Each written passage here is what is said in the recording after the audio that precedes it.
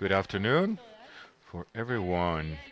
The Ombudsman Person Office in Colombia welcomes you to the seventh summit of human mobility and human trafficking of the Ibero-American Federation of Ombudsperson, which is with the slogan of New Migration Challenges. We have certain representatives of human rights organizations and international organizations and experts to reflect upon the challenges of our region in what has to do with human mobility. We will address migration uh, flows that are the reverse one, human trafficking, deportations, massive deportations, the disappearing of people, and the impact of climate change in different populations. This is within the framework of the mobility and human trafficking of the Ombudsperson Federation, the VIO, that gathers together more than 100 institutions of 22 countries, promotes cooperation and the strengthening of the Ombudsperson as the guarantor of the rights in the region. We especially thank the support of Sweden and the regional office for the UN High Commissioner, UNHCR, that are our strategic allies and have contributed to make this event possible. We also greet those that are with us virtually through the YouTube of the Ombudsman channel, or Colombia's office channel. Would you please everybody stand up so that we can sing the Colombian national anthem?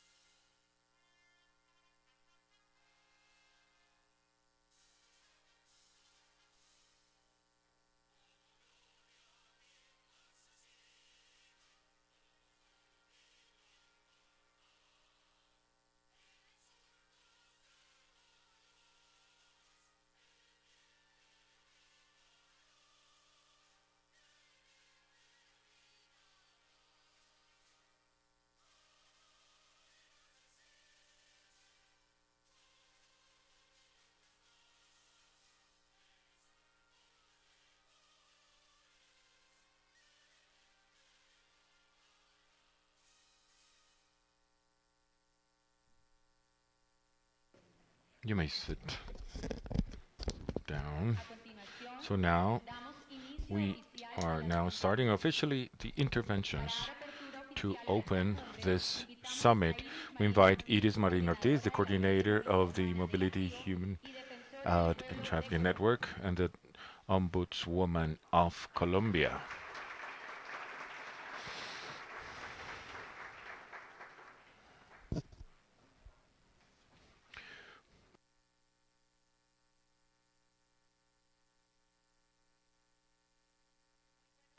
Good morning to everyone. It is an honor for me to welcome you, give you this warm welcome on behalf of the Ombudsman's Office of Colombia to the seventh summit of human mobility and human trafficking of the Ibero-American Federation of Ombudsperson, the field. This is a space to gather and encounter ourselves to face the challenges of millions of people in the situation of human mobility, and particularly those that are the victims of human traffic and human mobility in the region in in this Latin America, Ibero-America. September 24, six Colombian women that came from different regions in the country were reported as disappearing in Mexico by their relatives. It seemed that they were, let's say, they were offered work offering as to work as models. It was a fraudulent offering. They were kidnapped in Veracruz, in Mexico. The families received calls and text messages where they were demanded money and they were warning them about reprisals, threats against their lives if they told the authorities. In 2008, in Granizal, Bello, in Antioquia, here in Colombia, we had this small town of 28,000 people, majority of them the displaced people because of the conflict armed and Venezuelan migrants. Recently, the 24th of June, they suffered the impact of a landslide that caused two important situations of human mobility. This forced displacement because the environment factor and the forced mobility because they were trapped. Despite the fact that the risk was known by the state, they were no offer any kind of relocation or to handle the risk. Gabriela is a transgender woman. She's a migrant from Venezuela. She's a sexual worker in a context of survival, and she's a well-known leader in defendant of the human rights that was deported to the country to the next country and where she was tortured and mistreated and she had to come back again to Colombia. Clarissa. Clarissa is a woman that is 28 years old with two minors as kids. She's from Venezuela. She says that the border she was there at the border in Mexico and she was under the acting of a network of human trafficking, pushing her to work to pay them some money that she owes them. She came back to Colombia through Mexico, Costa Rica, and Panama up until arriving to Colombia. Johan and Teresa, they were deported from the U.S., uh, but their grandson stayed there in the U.S. in an attention center. We, as Ombudsperson's office, we are requiring from to the Chancellery the restitution to the kid to Colombia. These are just some experiences of thousands and thousands of people that are facing risks and violations to human rights in mobility and migration contexts. In our as defendants, we have presented the figures to the history of the lives of people because of different reasons that are in the human mobility. Unfortunately, the common pattern of their stories is that their displacements are framed by the violence, poverty, and the vulneration of their human rights. What gathers us together today is not only urgent but very human. Human mobility is a complex phenomenon that includes not only the migrants and the displaced people, but also the communities that receive them, institutions that have the duty of protecting them, and the government that should really take care of their rights. In this context, we have to recognize that the factors that really determine the human mobility, like the reverse flow migration, the forced migration, the kids that are not accompanied, the risks of human trafficking, the impacts of climate change, deportation, massive deportations are interdependent, and they need responses that are coordinated and focused on the human rights. This summit has as a main objective to strengthen the promotion and the protection and the guarantee, the effective guarantee of human rights of people that are in this human mobility context and the human trafficking, analyzing the today's challenges, interchanging experiences and good practices. Specifically, we will strengthen the role of the Ombudsperson's office, of all of the offices and the institutions of human rights to try to make advocacy in public policies, in national frameworks and regional also frameworks. In this context today, this morning, we had a very important work session with the national institutions of human rights that we are making this network of human mobility and human trafficking. We approve a protocol for the following up and the monitoring of the rights of the migrants. And with that, we have made this starting of a tool that would contribute to the migration flow. We have also made this joint declaration where there are some recommendations to the states to guarantee the human rights of people in the Ibero-American region in this in the context of our realities. Today, this afternoon, and tomorrow, we will have a very important conversation around the reverse migration, migratory flows, and all of these dynamics we've been talking about in human trafficking and human mobility, the massive deportations, and because of climate change. We will interchange good practices about, also, we will talk about people disappearing, the migratory flow, and all of the institutions that are working here regionally and locally.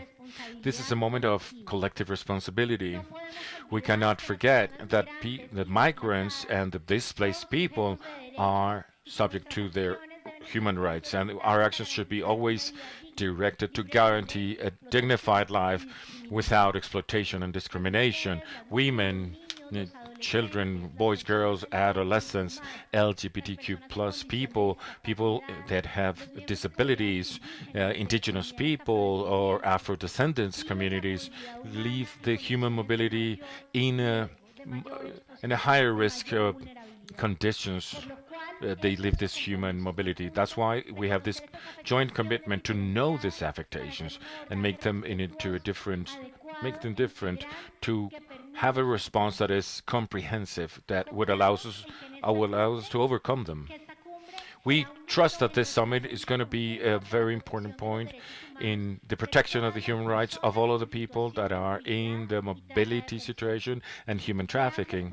Thank you for your commitment. Thank you for your presence. Thank you for your hard work defending human rights, the fundamental human rights of the most vulnerable people in the Latin American region or Ibero-American region. I wish for all of us a very fruitful journey filled with collaboration and hope. Thank you. Welcome so much.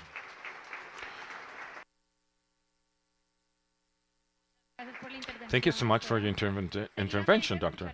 Now we're going to listen Raquel Caballero Guevara, the president of VII and the attorney for the human rights of El Salvador.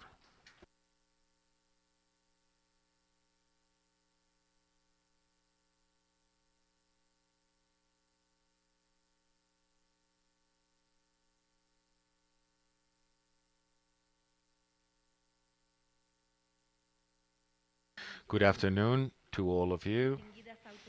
So, distinguished authorities, colleagues, ombudsmen, and women of our peoples, representatives of international organisms, academy, audience in general, and everybody that are here with us virtually. For me, is a great honor and a big responsibility. Me as the president of the Federation of Ombudsperson to greet you and start this 7th Summit of Human Mobility and Against Human Trafficking. We have been organizing and in a very efficient way. Our hostess, Edis Madrid, has started the Ombudswoman of Colombia, and that I please a round of applause for her.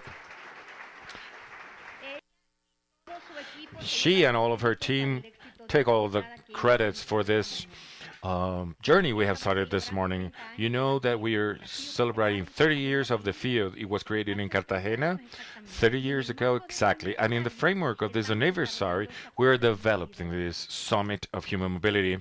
This is going to be a dialogue space about current situations that are all over our societies to understand better the human mobility in Iberoamerica. That's why, so we can build up solutions that are shared that could dignify the life of many people. Our Ibero-American region has been historically a land of encounters of cult cross-cultural things. But we have seen in the last decades, we have seen a very big change in the migratory uh, practices. We talk about complex phenomena now, like forced displacement because of family, economic reasons that have told us new roads and new vulnerability. They have shown new vulnerabilities. The figures are alarming. Millions of people are being displaced every year inside of Iberoamerica, looking for better and dignified conditions, opportunities, and security. Entire families they leave behind their place of origin because of urgent situations, with scarce resources and facing big challenges. I mean, among them, women, children, teenagers, people that need special attention and protection. The right to migrate is linked to a dignified life, but in too many cases, human mobility is developed in a context that exposes people to discrimination, work exploitation, human trafficking, and human trafficking and multiple violences. In this framework, the institutions of human rights, we have the role that is strategic to make visible and accompany and demand state responses and promote the construction of public policies that for the region align with the international standards of human rights. We find then new dynamics of migration. We face today realities that only a decade ago were exceptional. Climate change has provoked natural disasters that obligate communities to displace.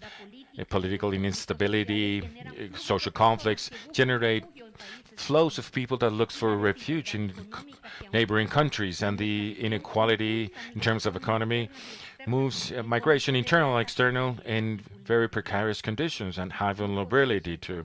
We cannot then ignore that the crime that is organized has been it's inserted in these routes. The illegal traffic of humans and human trafficking are transnational crimes that really affect the migrant population and that really challenge the states in their capacity of response. One of the most important phenomena is the convergence between human mobility and the organized crime. Human trafficking and illegal human trafficking have expanded as illegal markets that are very lucrative and that really take advantage of the desperation of those that needed it. The victims of the human trafficking, especially women, girls, and boys, are submitted to sexual exploitation and other ways of modern slavery. Those that fall into these illegal networks are exposed to extortions, physical violence, and psychological violence, even death.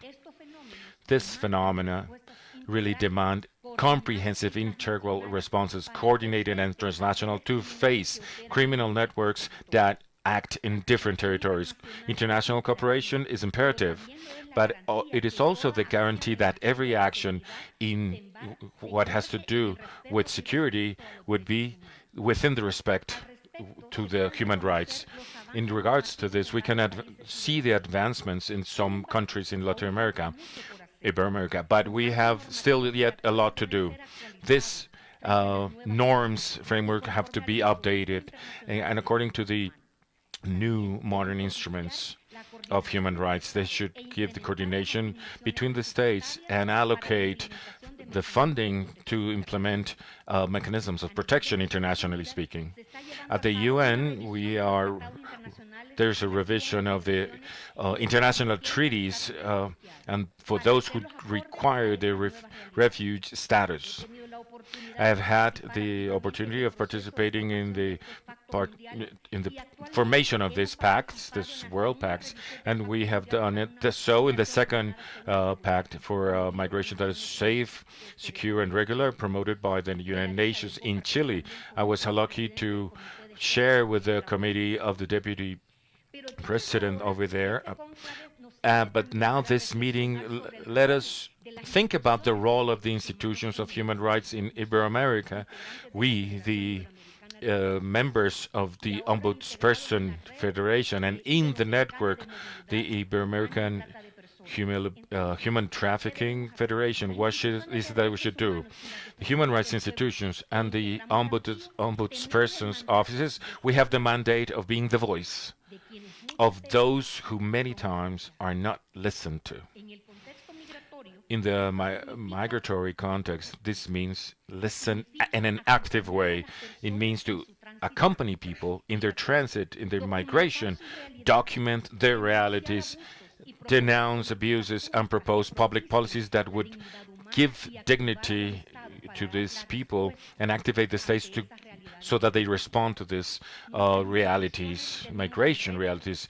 The institutions has the challenge, and we have developed very valuable experiences, observatories, mechanisms in the borders, protocols of to attend human trafficking, campaigns against xenophobia, and actions against, with international advocacy. We keep on with this work and this attention mechanism that we have, and this group that let us analyze all of these. The challenge is very big, and it requires that we can consolidate a common front so that we get to agree that we are a part of the situation of the migratory realities of the people that suffer in the transit to obtain and to get to what they pretend to where to be, to find a refuge, and to find tranquility, a good level of, let's say, livelihood. What we are starting today, this summit should be a space for interchanging these experiences, but also to the construction of concrete commitments that would transcend the declarations, that would translate into actions that are verifiable. Dear friends and colleagues, ombudsmen and women, and from local, regional, state, human mobility is still a characteristic of our times. It won't stop, not even with restrictive or restriction policies, no. Our role is to guard and to see that the human rights are guaranteed, and that person that decides or is forced to migrate will do it in conditions of respect and dignity. This seventh summit, hence, it is the opportunity to reaffirm our collective commitment that that dialogue that we start today would allow us not only to understand the reality in a better way, but updating figures in Latin Ibero-America, but also to build together solutions that dignify the life of millions of people. As I said at first, on behalf of the Federation, the FIO, and on my behalf, I invite you to take advantage of this space with openness, with commitment, and with the conviction that our voice together can really make a difference in the life of those that migrate. That's why I officially start, and this is the beginning of the seventh summit against human trafficking and human mobility. Thank you so much.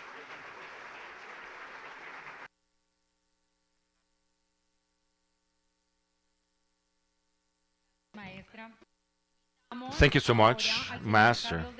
Carlos de la Torre, the Deputy Representative for the United Nations for the Human Rights.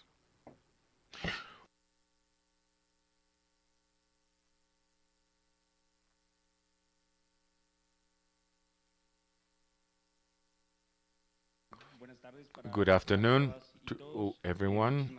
Thank you so much for the invitation. It's an honor to represent human rights in this very important space. I want to greet the Iris Marin, Ombudswoman of Colombia, Rael Guevara, the President of the FIU, Matthew Brox, Deputy Representative of the UNHCR in Colombia, and Pablo Seriani, the Vice President of the Committee of the Migrant Workers and their families. We are being the witness of a crisis moment and big challenges for the protection of the refugees and people that are migrant. The figures of the crossing across the borders have decreased considerably in our region that are related with the migratory policies of America. The uncertainty levels, the vulnerability and violation of the human rights of the people that are migrating and the refugees are still very high and as dramatic and unfair as they were some years ago. Thousands of people, tens of thousands of people that were forced to leave their countries because of violence, climate crisis, and the systematic violation of their human, economic, and cultural rights are stuck at some countries in conditions of lacking of access, of opportunities, and without being able to regularize their situation or finding livelihood. The number of these kind of people has increased after the monitoring that we have done about the human rights with the deported people from the States in countries like Panama, Costa Rica, and El Salvador. We have identified needs of protection, the lack of information about the reason why they were detained or absence of a legal process, the concern about the access to the process of the shelters, really degraded processes before the deporting act, no access to the basic services. Thousands of people have decided to do a reverse flow migratory route, and this restriction for in so many countries, people are forced to migrate in routes that are more dangerous, and they are trapped in human trafficking routes, and they can and have the risk of disappear or lose their lives, especially at sea, when we have reported already sea wrecks of migrant people. Before this situations, there are some policies that states have adopted that really contradict the international standards of human rights.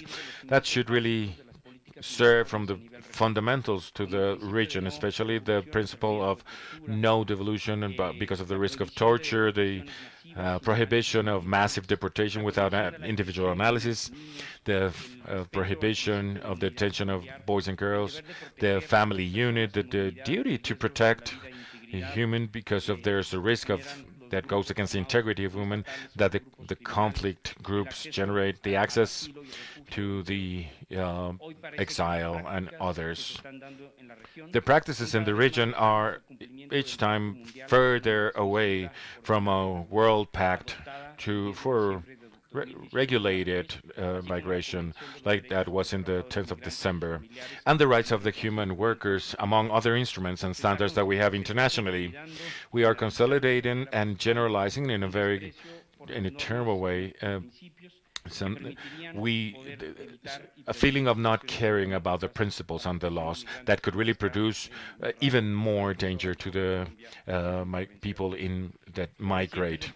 The cuts to the funding also internationally. Now we have no much of a network of civil society organizations that have organized along all of the routes of the region to give an answer and response to the rights of the migration, of the people in the migration, to the human rights. In this context, the national institutions of the human rights in different countries, it is of vital importance. I say vital in a very literal way. Its mandate reinforced by for the let's say how close they are to the communities. They have the chance of really are the ones that could really say the early alarm inside in advocacy and public policies, and share the xenophobia against migrants, always placing these people in the center of protection.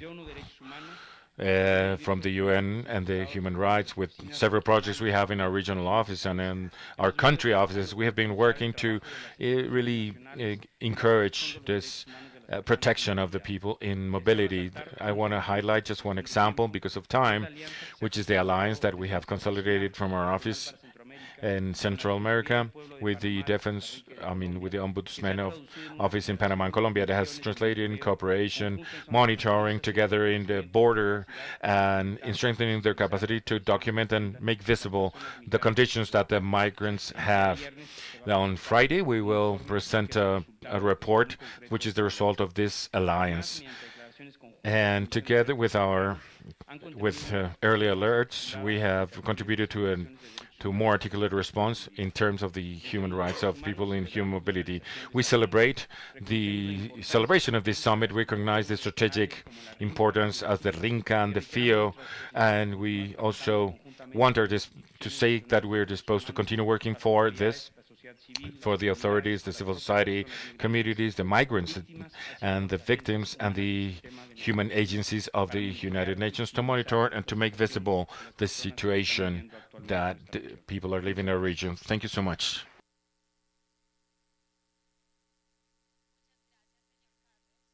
Thank you so much, Carlos.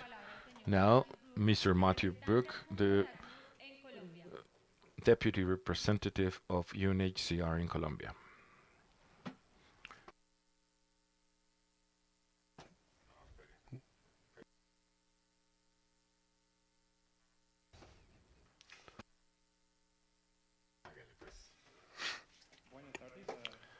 Good afternoon to all of you. It's an honor and a pleasure to join you in this space of dialogue and institutional uh, dialogue. A greeting to the Ombudsman's Person's Office of Colombia, President of the FIO, Carlos de la Torre, my colleague at the UN for Human Rights, and Pablo Seriane, Vice President of the Committee for the Protection of All Migrants and Their Families, and all of you as defenders of the region who are doing such an important work as far as human rights protection. Thank you for your commitment in the protection of people in situation of human mobility and for your leadership in this fight against human trafficking. I would like to start talking a little bit about the situation in Colombia that has so many examples of human mobility. For on the one hand, we have more than 7 million people internally displaced that need reparation and solutions. And since the peace treaty agreement in 2016, more than 1.7 million people have been displaced. At the same time, there is an important number of Colombians that are crossing borders as applicants seeking international protection and asylum. At the same time, Colombia is welcoming in a very generous way almost 3 million refugees and Venezuelan migrants. And Colombia has advanced several measures that are recognized on a global scale. For example, the temporary protection statute for Venezuelan, PAP tutor, and the extension of the measure of first childhood, or childhood first. Mixed movements have intensified during the last years. In 2023, 2024. We registered the transit of more than 820,000 people of more than 100 nationalities through the Darien region. This dynamic adds to the movements of the reverse migration that was mentioned by the bondswoman. This year we have numbers more than 14,000 people in those flows, and they're arriving in complicated protection circumstances.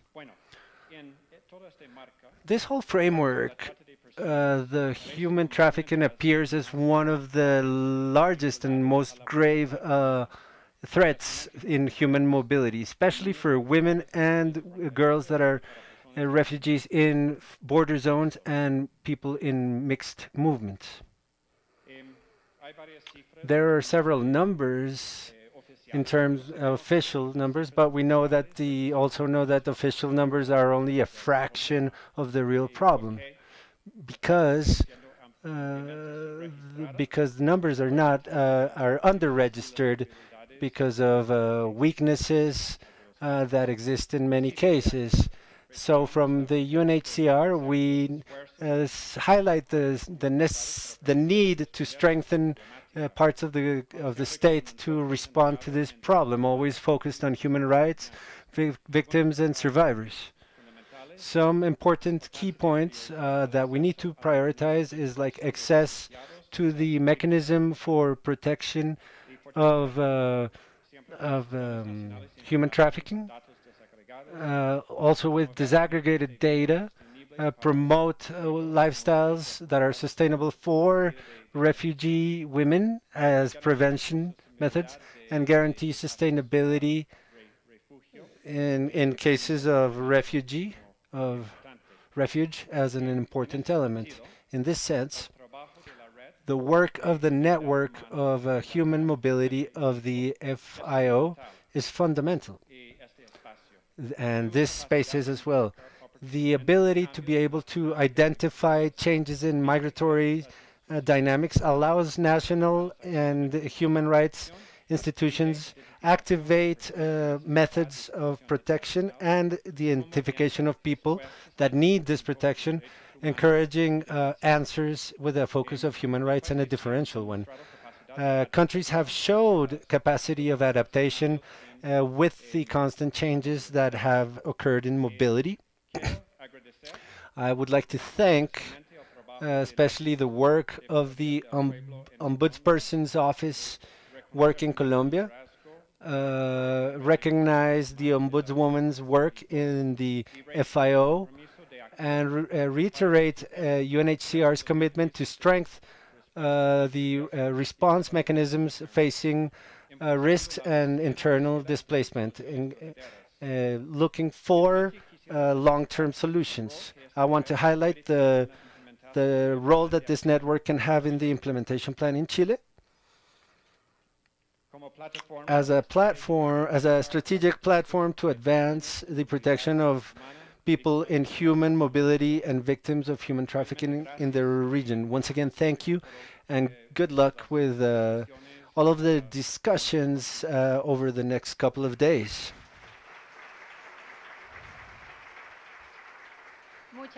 Thank you very much. And to close the space, this inaugural space, we will be listening to Pablo Seriane, Vice President of the United Nations Committee for the Protection of the Rights of All Migrant Workers and Their Families.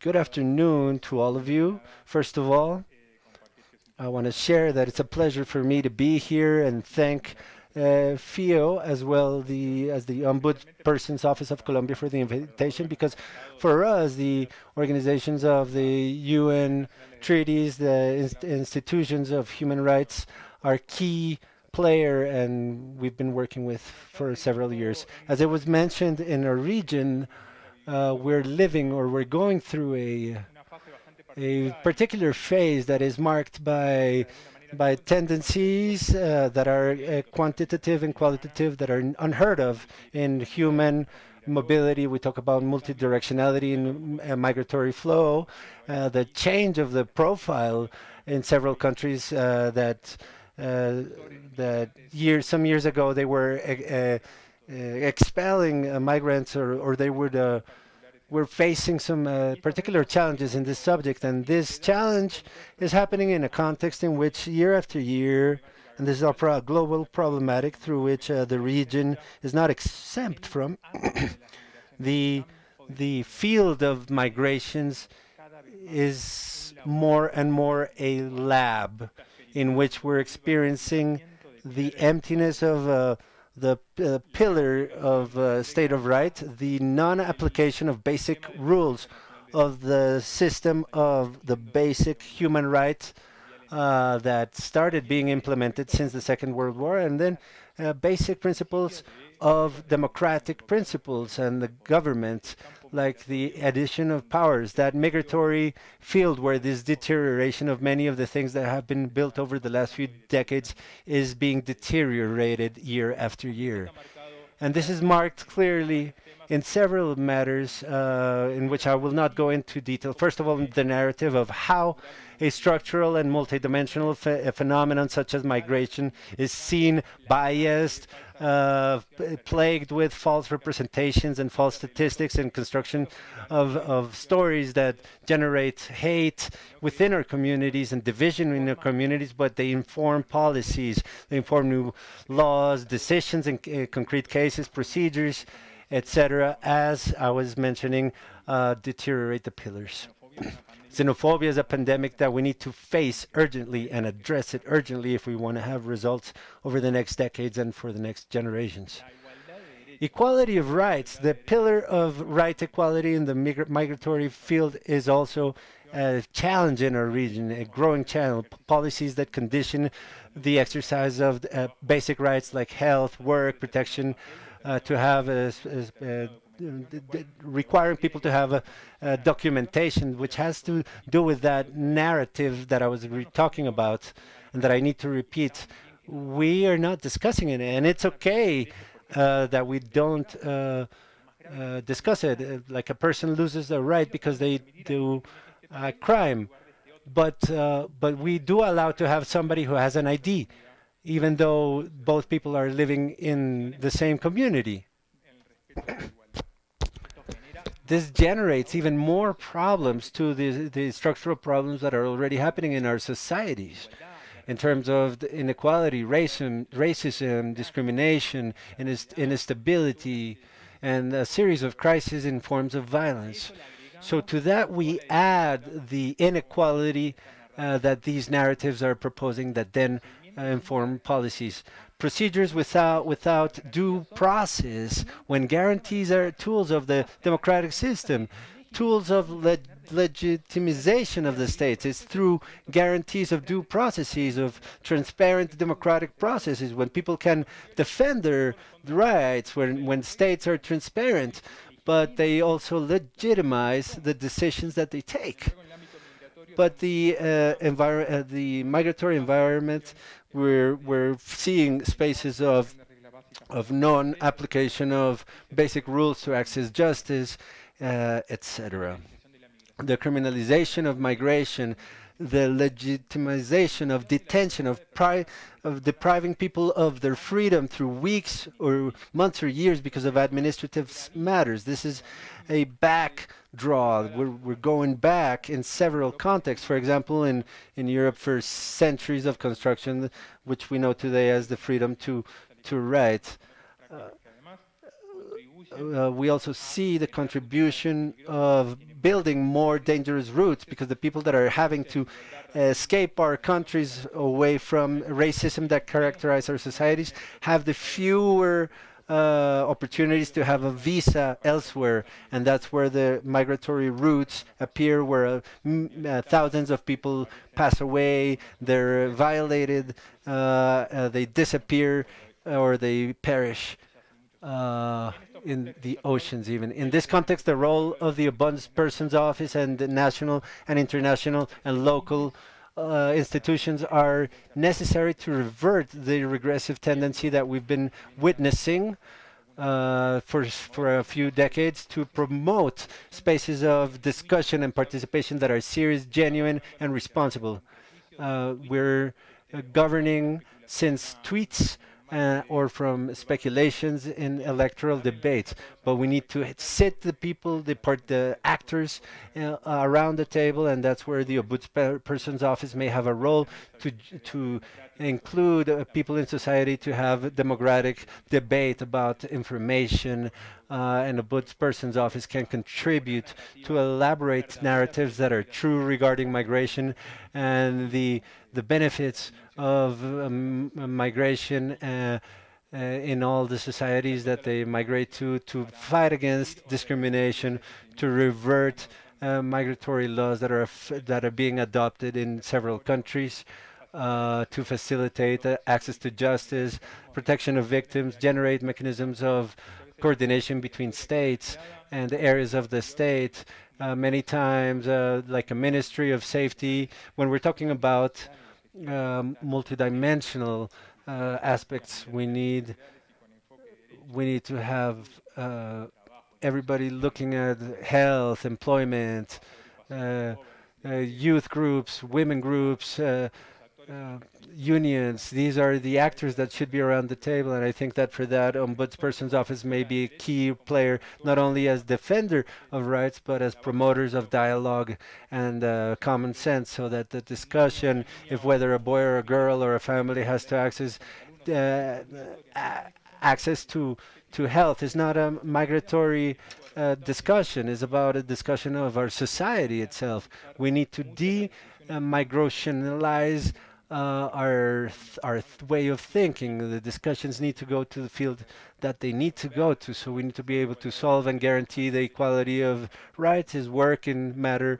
of health, job, youth, etc., and not fall stagnant in a biased conversation and wrongly informed with authorities of the border that are not able to solve health of issues.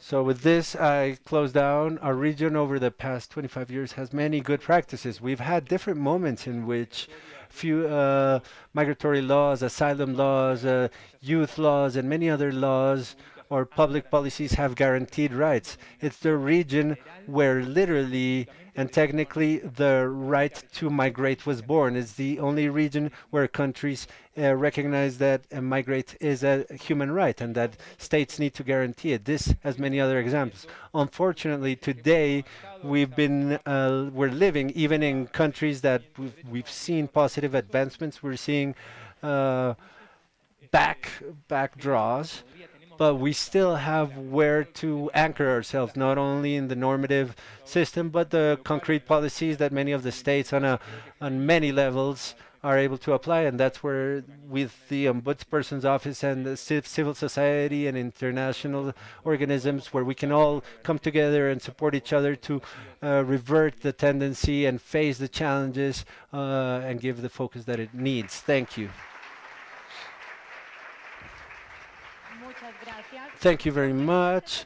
Having concluded these interventions, we declare officially inaugurated the seventh summit of the Mobility Human for Few.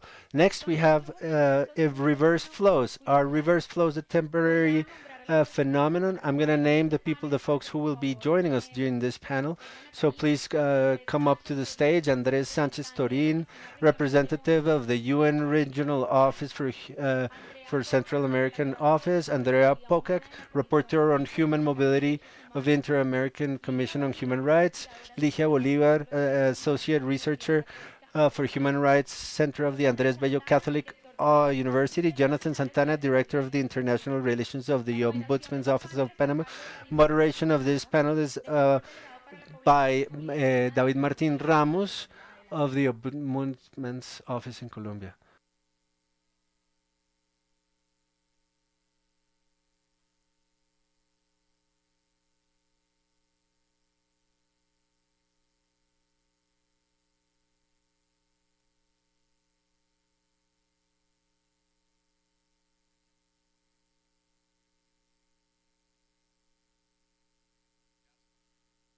Thank you. Good afternoon to all of you joining us.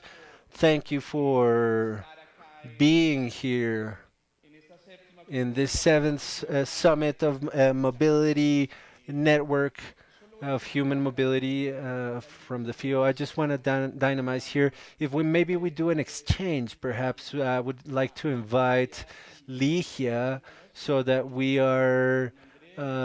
switch seats here so that we're a little Uh, Here in Colombia, we have a saying that says that it looks like a Bugueñan trip where you only have women on one side and men on the other side. But no, here we're going to be a little more mixed up. That's right.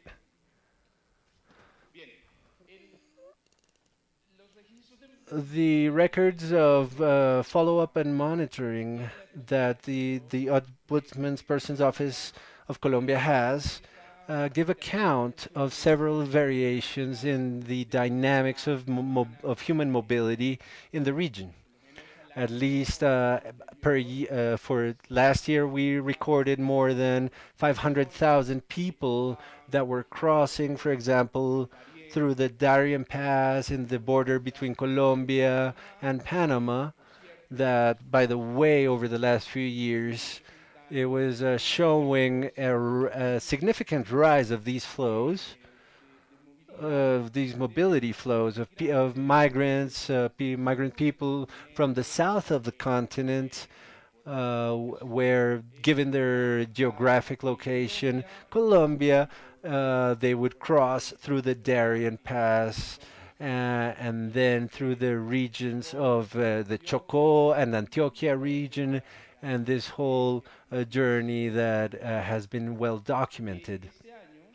This year, in the follow-up and monitoring that we've done from the Ombudsperson's office in Colombia, we've evidenced a reduction, according to official records, of almost 90% of these migratory flows towards the north or towards the center and the north of the continent. Uh, just to cite an example, quote an example. And parallel to this, we've documented that there is a rise, an increase in the flow in the contrary sense, that is to say, from the north of the American continent through Central America towards the south of the continent, and where we've manifested it and talked about it here during the morning session. In the session of human mobility session in flows that have been documented at least from Costa Rica, Panama, and Colombia, and particularly in Colombia, also with the evidence of some routes that were not very well documented.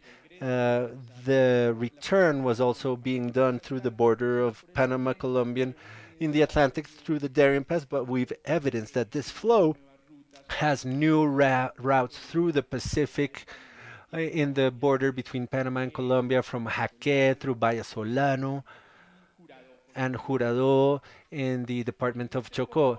And just to talk and converse, dialogue, this change in the migration flow, the causes, the reasons, the recommendations to the states, to the national human rights institutions, to civil society, to the academia, facing the guarantee of rights, is that we're going to have a conversation in today's session with Andres Sanchez, a representative of the UN Region Office for Human Rights of Central America, with the relator, Rapporteur Andrea Pochak for Human Mobility, Inter-American Commission of Human Rights, also Professor Ligia Bolivar, Associate Researcher at the Human Rights Center of the Catholic University, Andres Bello, and with our dear Jonathan Santana, Director of Cooperation of the Ombudsman's Office of Panama. And so to go into the matter, I'm going to ask a question to each of you. I will get started with Representative Andres, and then we will be going through some guided questions to encourage this conversation. Representative Andres Sanchez, from the role that you have been performing from the Office of the High Commissioner for Human Rights of the UN for Central America, what are the main causes, the factors that encourage and impulse the inverse flows in the region? What evidences or context or conclusions have you reached? And at the same time, what concrete recommendations could be implemented to precisely monitor these flows, but also guarantee attention in a context as where we've seen we have risks and violations of human rights to the migrants? Well, I think that in the first place, the inverse flow has as its fundamental cause the closure of the border of the limit, the border with the U.S., with the United States, and the hardened migratory norms of the United States.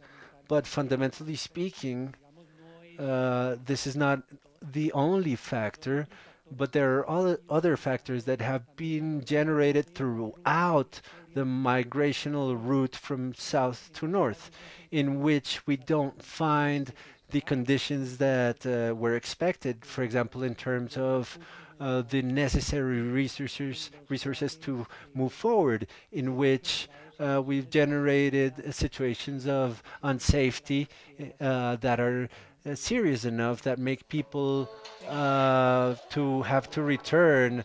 What we've seen in our office is that evidently we moved from a migration from south to the north from through 500,000 to 300,000 to 200,000, and today we're seeing roughly 3,000. And this year, precisely, we have a similar number of a reduction in 2025 of about 97%. But this, of course, is balanced with the inverse flow that today we've had over 2025 a number of 14,000, and this is a phenomenon that maybe the main characteristic is that it generates conditions, vulnerability conditions that are additional to the ones we already had. Not only are they multiplied given to the fact that there are larger opportunities for risk opportunities or larger risks, so to speak, for those who do the reverse flow, but also because institutionally we don't see the same conditions to be able to respond to the internal flow as we used to have them at a different time for the south to north flow.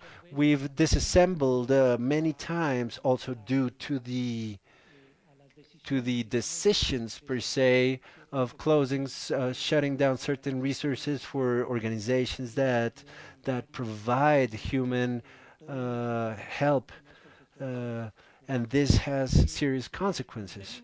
In terms of the recommendations, I would say I would mark or highlight five fundamental points. One is to start from the starting point that, as it was mentioned, these are rights.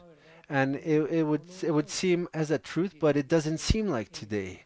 Doesn't seem like it today. To determine that these are rights, that they have a correlative obligation from the states, that there is a linkage and account holding that needs to be initiated from the states is fundamental for it to be considered within all of the answers that must exist. In this sense, humanitarian attention and access to services are rights. These are not options. And this means, for example, for the return uh, corridors and humanitarian routes for return that incorporate these comprehensive services that are needed in terms of health, food, refuge, etc. So humanitarian corridors that are safe and dignified. In the second place term, I would mark or highlight one of the recommendations regarding the principle of equality. We've highlighted it here, and the Committee of Rights regarding migrants has stated clearly that everybody, independently of their migratory status, needs to be able to enjoy, to access to food, health, protection, refugee. Pablo was mentioning it as well in his intervention, that the situation of people that may not have certain documents, etc., and that's where we see the application of this equality principle and non-discrimination principle. This principle is also translated, of course, into differentiated protection for groups in conditions of vulnerability in these contexts, such as girls, boys, adolescents that are unaccompanied, pregnant women, people with disabilities, LGBT community folks. Basically, here the message is a message that has been given by the special procedures of the UN. Without specific measures, humanitarian actions may put aside or disregard people who face those challenges. Special annotation regarding childhood. We need to strengthen and create reserves and places with the needs for childhood, but we need to prioritize in these efforts, of course, the interest of the child and the conditions of family reunification that take on an important condition when this return happens. In many occasions, when during in the migration south to north, there is no necessarily a need for the entire family to move, and there is a need in the return to pay close attention to childhood and that reuniting of the family. In the fourth pillar, fourth place, the response that the state must give to the requests and to the demands. First of all, the requests of asylum, and of course, to the demands before justice, that access, that affected access to justice is key.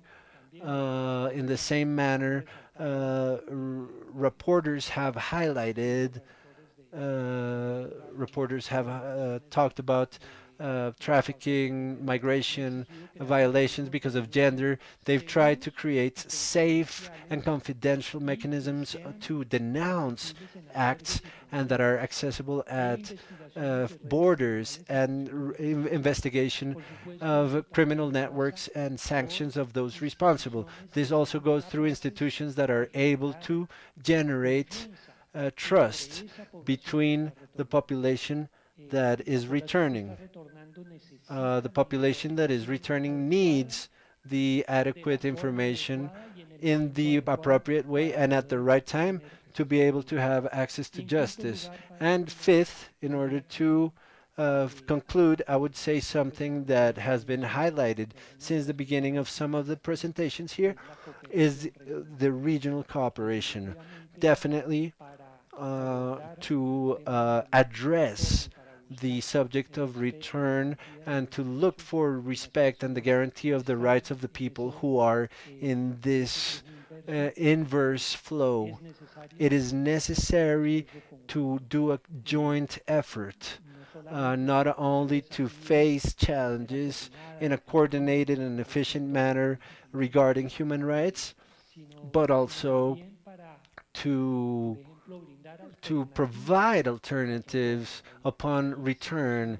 There are situations in which, for example, it should be considered to give ways for humanitarian stay based, for example, on family reunification, but also to take advantage of this regional cooperation to generate dialogues between countries, to do coordination mechanisms so that we can ensure humanitarian assistance that is consistent throughout all of the routes of this inverse flow in a dignified and safe way. Thank you, Representative Andres. And precisely from these recommendations that you have highlighted, the guarantee of the rights, and of course, and how could there be scenarios where the equality is also guaranteed, especially in populations of migrant people that have higher risks to the vulneration of their rights, particularly the childhood, that is migrant childhood, and the possibility of reunification of the family, access to justice, and regional cooperation. Uh, Commissioner Andrea, I would like to maybe aligned with this, and this morning we remembered precisely the topics on, let's say, hearing of the CIDH about the flow to the north and the situation with the Colombia-Panama border in this flow. But now with this dynamic, I would like to thank you if you can please share what is the analysis and the posture of the CIDH before this phenomena with this reverse flow in the region. How do you consider that this challenge should be faced by the states and the national institutions of human rights, facing at the same time, guaranteeing a good answer, response based on the American standards of protection? Thank you so much. Good afternoon. First of all, I want to thank you for the invitation and also celebrate these spaces. I want to congratulate you for these meetings, this such an important event to discuss about mobility and prevention on eradication of the trafficking, and the role of the human rights institutions is fundamental. The work you do in each one of your countries is essential for the protection of the human rights. We are, you and us, we are the international organisms and the regional one. We are strategic allies in this work of human rights protection. Without you, weren't be able to do anything. Weren't able to do anything, which is a complementary work. So I celebrate that this is a main agenda of the FIO, and you can count with all of our support. To answer the question for the Inter-American Commission, the reverse flows, what is called so, it is not a new phenomenon. So the people that are displaced, historically, at some point, they have returned back to their countries of origin or to their residence place, and they have done through, because of different reasons. But what the Commission is really saying is that there are certain factors that are even political factors that are really altering drastically the migratory dynamics in different borders in the region. And they are generating a very clear phenomenon of the return that are massive and forced. Not voluntary, but forced. We spoke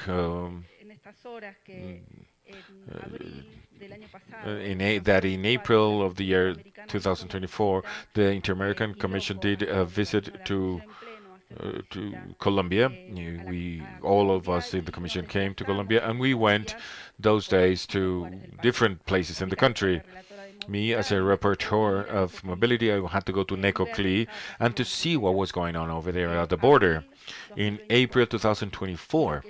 And what I observed over there was a humanitarian situation that was really, really very bad. Hundreds and hundreds of people living on the beach, families just waiting to get those $35 to be able to get across and cross with a ship. Days and days and days waiting to make the money, to get the money. In the meantime, people came from different parts of the world, not only from America, that were waiting for their own turn to get into the boat and get to Panama. April 2024. In February 25, I came back as a rapporteur of mobility, not on the side of Colombia, but in Panama. I went there. So Panama let us go there, and they let us go and watch and observe the Darien. So I walked all of the place, and I saw it directly, and I saw nobody. Nobody is really nobody. There were 7 persons that detained in a detention center for migration. 7 people. There were hundreds and hundreds, or maybe thousands of people some months before. The change is evident. you know. And what happened between April last year and February this year, we all know what happened, and this political changes. So the Commission is very much aware of that this is going on. What really concerns us, I mean, what really is something to worry about is that this type of reverse movements are these movements are being like encouraged by public policies that are restrictive and also encouraged for the increase of deportations and also encouraged by the increase in the of xenophobia and the dehumanizing policies that we can see in many parts of the region. At the same time, we also see, and this really makes us very worried, the bilateral agreements that are being signed in the region, agreements between the U.S. and El Salvador, or the U.S. and Panama, U.S. and Costa Rica.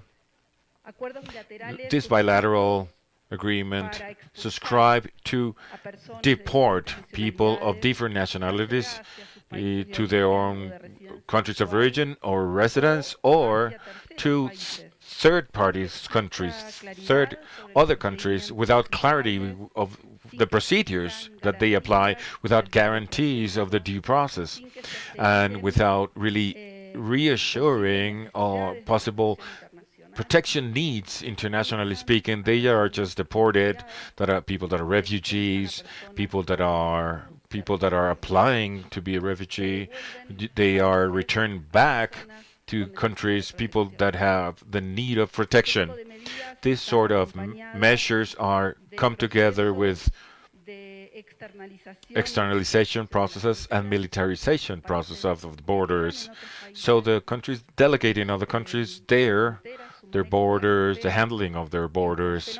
This phenomenon are also marked by a pattern of criminalization of people that are migrants, an increase in the criminalization of the defendants of human rights and of mobility, an increase of hatred speeches and stigmatizing speeches against migrants, against against the defendants of the refugees and people that migrate and migrants. This is a very difficult context to work with human rights, to keep on advancing in the protection of the human rights, where this context of that the work of each one of you is fundamental. First of all, what we have to say is that those that defend the human rights and that we work in the defense of human rights is that we have to defend that the focus on human rights and these affairs has to put the state in the main place as the guarantor of the rights and the responsible subject of their promotion, protection, and defense. And also to place the people and the social groups as title subjects, let's say. This is a moment when we have to really sustain with a lot of strength the principle of non-devolution.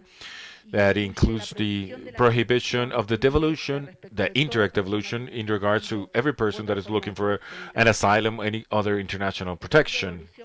The principle of devolution was developed by the international law and the Inter-American Court in their consultative opinions in 2021 and 2014, and it reaches anybody that is a foreigner, not only one category within the foreign people.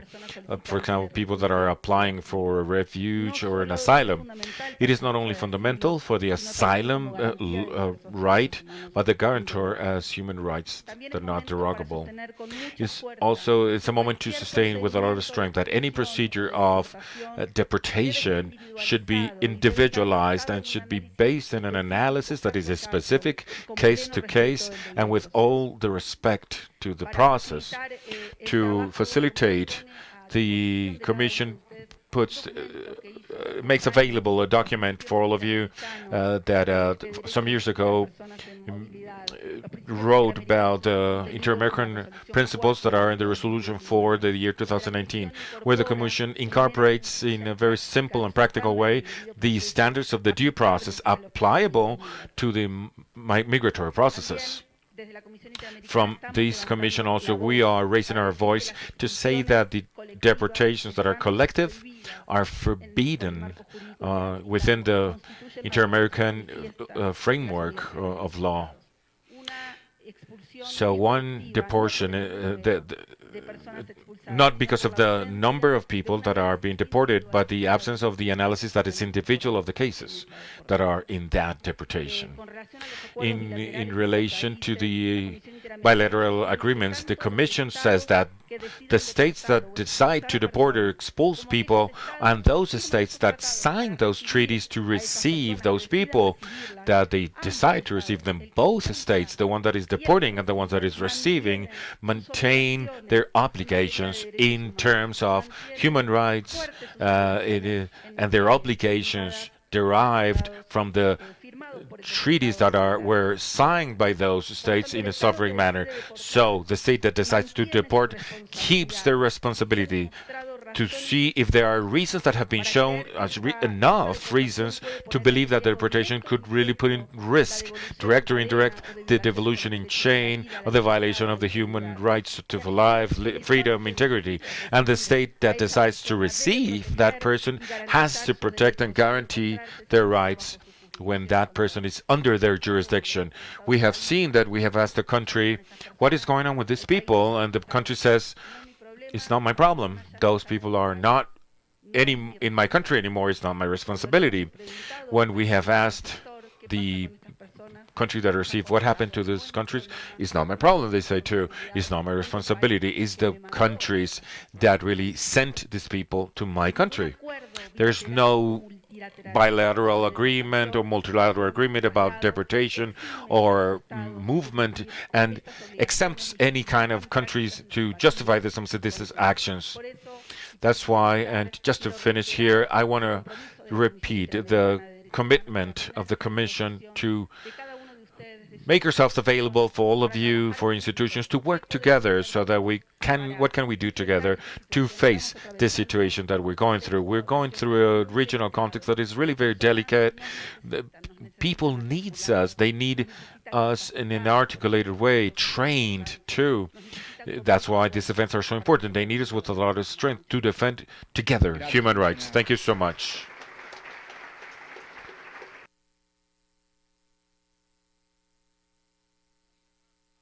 I'm going to take advantage of this last point, Commissioner Pochak, precisely of the state obligations and this evidence of these migratory policies of militarizing the borders, and with a very much vision based on insecurity. Just to ask Jonathan from the Ombudsman office in Panama, and in this exercise of monitoring, constant monitoring that this office does in Costa Rica, both in Colombia and also with the vision that they have as a region,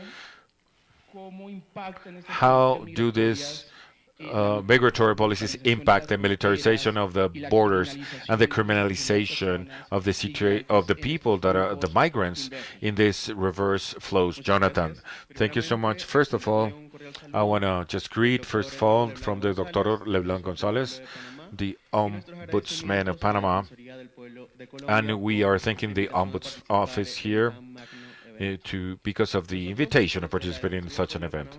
We, from our office, we have been working with this monitoring about the situation of human rights of the migrants. When we had the migratory flow through the border of Colombo and Panama, we retained, but now we have more of a flow from north to south, and we have seen that when this dynamic has changed, this migratory dynamic has changed. Now we have this restriction policies more than the protection of human rights. we have identified that many people that come are in this reverse flow. Some of them are they could apply to for an asylum, international protection, but when they arrive to each one of the institutions, so they are not offered this information, so they are just tell them to go on with the transit to their own country of origin, which is a violation of human rights, because many times these persons or these people could have a reason of persecution, of their life is in danger when they return back to their countries of origin. And we see that in attention to this dynamics, the countries generally place new administration rules in terms of what are the requests for them to let them in. So these make people use different routes and informal routes that put their place their lives in dangers, and they could be victims of exploitation in this way or human trafficking. We also can point or say that they come with a vulnerability situation that is already aggravated, having in mind that their transit has been so difficult from the south to the north, and now because of the migratory measures, it has been difficult to return back to their countries of origin. So, in this same way, in terms of militarization of the borders, this is a point that could be, I mean, people justify it as a security measure on this, I mean, by the states, but here we see elements that we need to identify. For example, that we have not identified, for example, the use of the force or tools that would allow us to determine these actions that the states have implemented in terms of the increase of the armed forces of the police force, depending on the country within the borders, so or inside of the borders. We have the case in Panama where we saw this situation when they closed the borders, where there were more of a presence in the borders of Colombia and Panama because of these measures. This process is what is doing is to create a stigmatization of the migrants, where the population see this as like a criminalization. It is a crime because they're not as regulars in a country, or the way they have come in a country, on the amount of people that are migrant that are coming into a country. So it is also happening that people that are in an irregular situation, they go to a detention center for migrants, and many times they stay there for a very long time in these detention centers, vulnerating this way their human rights. And also they are exposed to human, I mean, mistreatment in these centers, or also in all of the along the route. So in this sense, the migrants are facing diverse situations that are always with vulnerability, like the individual plan, because they lose resources, psychological traumas, violation of human rights. In the community level, can see that the origin communities, they have to, many of these people have not a structure to return. They have a shelter, or because many of them are in regions that are difficult to access. They don't have access to health or education, or these integration mechanisms that could also be generated for the migrants. In the institution level, states do not have the mechanisms to guarantee the reintegration, the protection of migrants. And that is where we make this invitation, so that people, all of these migratory flows entering or going, you cannot understand only this with the numbers or only with the restrictive policies, but from the lives that they represent. The militarization, criminalization, and the migratory policies that are this way, they have not stopped migration. So even it's even worse. They have make the vulnerability even to go deeper. So now we have a responsibility that is clear. We have to build or construct responses based in dignity, solidarity, and the absolute respect to human rights. At the end, when we talk about migration, we're talking about humanity. And there is where we have to place the center of every institutional action and regional action. Thank you so much.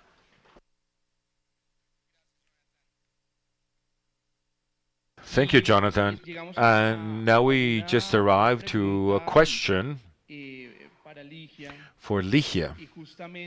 And precisely, we have just listened a block of recommendations from the UN system, of the Inter-American human rights system, also from a vision from the National Institution of Human Rights of how they have an important role, like Panama, this monitoring.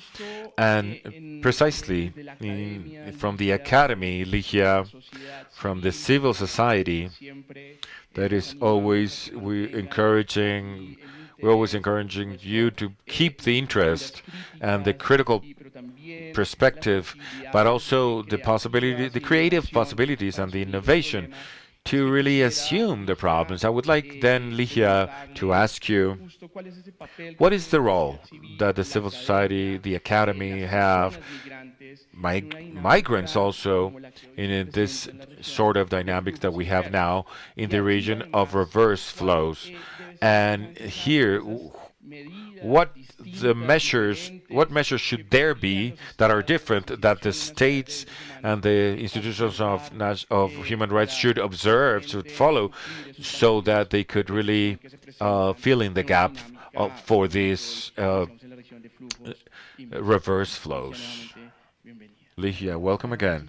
Thank you so much for the Ombudsman office in Colombia, the FIO, for the organization of the event, and of course, the Sweden government and UN nations for the organization. The good thing about talking at last is that everything is already said. But I just want to maybe resume some of the things that have been already said in the panel and the opening words that those that talked before us. And it is true, as Andrea said, that there has always been reverse flow migration. We could talk about the pandemic, for example, in Latin America, how there were so many Venezuelans that went back to the country when they lost the support networks, or after not having the network, family support, the support networks. So, and the restrictions had the first government of Trump, the many other things that have produced this phenomenon of reverse migration. And what is it different now? Just to contextualize before answering your question, what is this phenomenon that is a reverse flow? What is it different from the other ones? In the first place, the massive character that it has and this multinational character.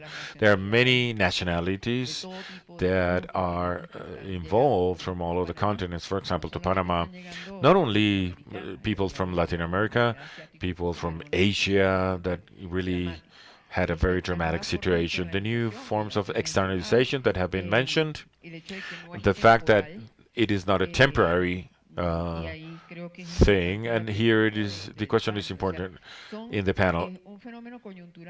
This is a conjecture phenomenon, or is this something that is here to stay?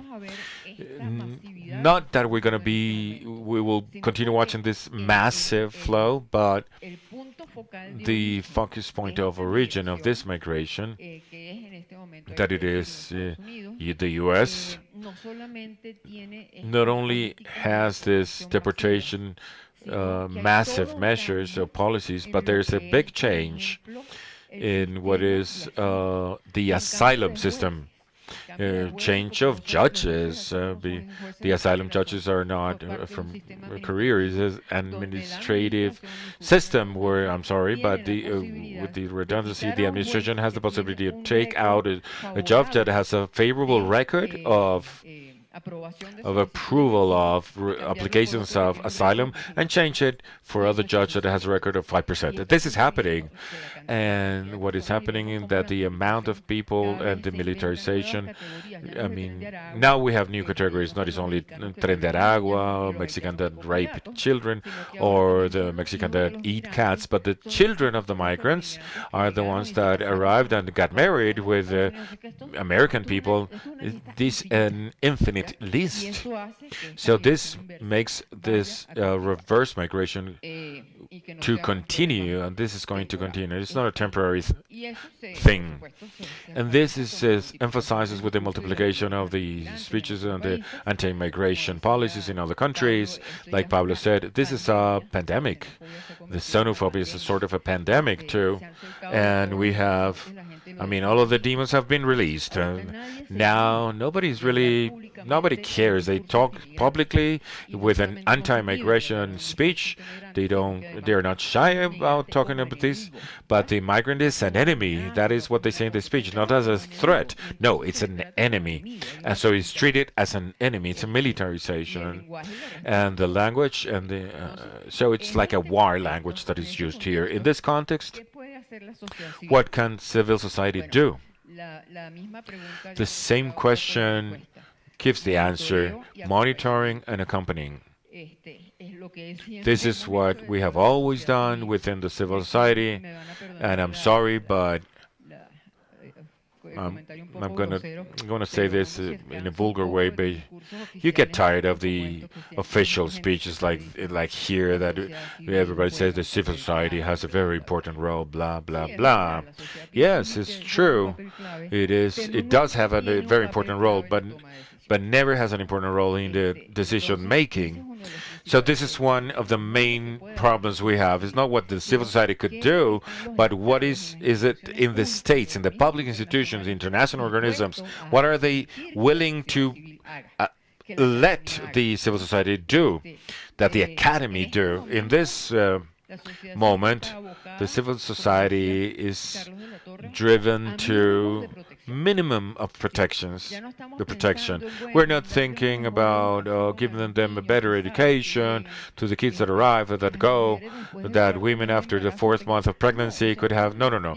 We have really returned. We're moving backwards and just asking for the minimum of protection. So these are really basic things that we thought we had overcame, but over which we are building new layers, and then maybe we could see ourselves that we are on the first floor again. I mean, and the risk is to go even to fall down to the basement. So in this moment, the civil society is protecting with the minimum of protection. Let's say just first aid, for example, psychological first aid. These are for the people that are returning, that they're going through territory that they already know, that but first they had resources and hope, but they lost in their return. They lost both. It's a more hostile environment to go again through those corridors. The identification of the gaps. This is another thing that the civil society is doing. The early alerts, Carlos already mentioned it, but there are gaps that we cannot fill, like the absence of data of the reverse route over the Darien from Panama to the Urabá in Colombia. The data is minimum, and this is a capacity that the civil society does not have. The lack of institutional or state presence in the route. We cannot fill in that gap. We cannot issue identity documents. We just can alert. I'm doing now. There are no identity documents. We can say it only. Many people went up and renounced into a migratory status that they had in the country. This is something else you have to have in mind. Many people that went up never went out of their country of origin. There are people that are trying they're trying to do this second or third attempt of migration. Not only Venezuelan people, people from Ecuador, people from Haiti, Cuban. When I spoke with all of these nationalities in the Darien, nobody came from the Habana, no. Nobody came from Port-au-Prince or Caracas. So, in that moment, they went to a third attempt of migration with some documents that the second country has given them. But and now they are returning, and I'm sorry, your document is not valid anymore. So this is a gap that we cannot really fill in from the civil society. The only thing is that what we can do is what I'm doing, just to alert, to warn. And the gaps are being filled with the organized crime is filling in the gaps. All of these human trafficking problem, the difficulties of human trafficking that we have in these areas and these zones is the consequence of the gap of this lack of presence of the state. Another thing that we're saying that we have also strengthened is the alliance, the civil society organizations, and the academy to nurture from the academy with the input the civil society is achieving because they're collecting information on the field. So, but again, there are things that we cannot do anymore. Just to warn, for example, Venezuela, the absence of embassies in all the migration route. It is not possible to offer attention to a person of a country when the I mean consulates are not there from our country of origin.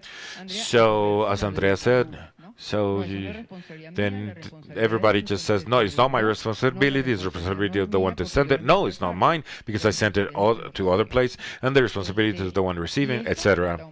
So this is also increasing the risk of the being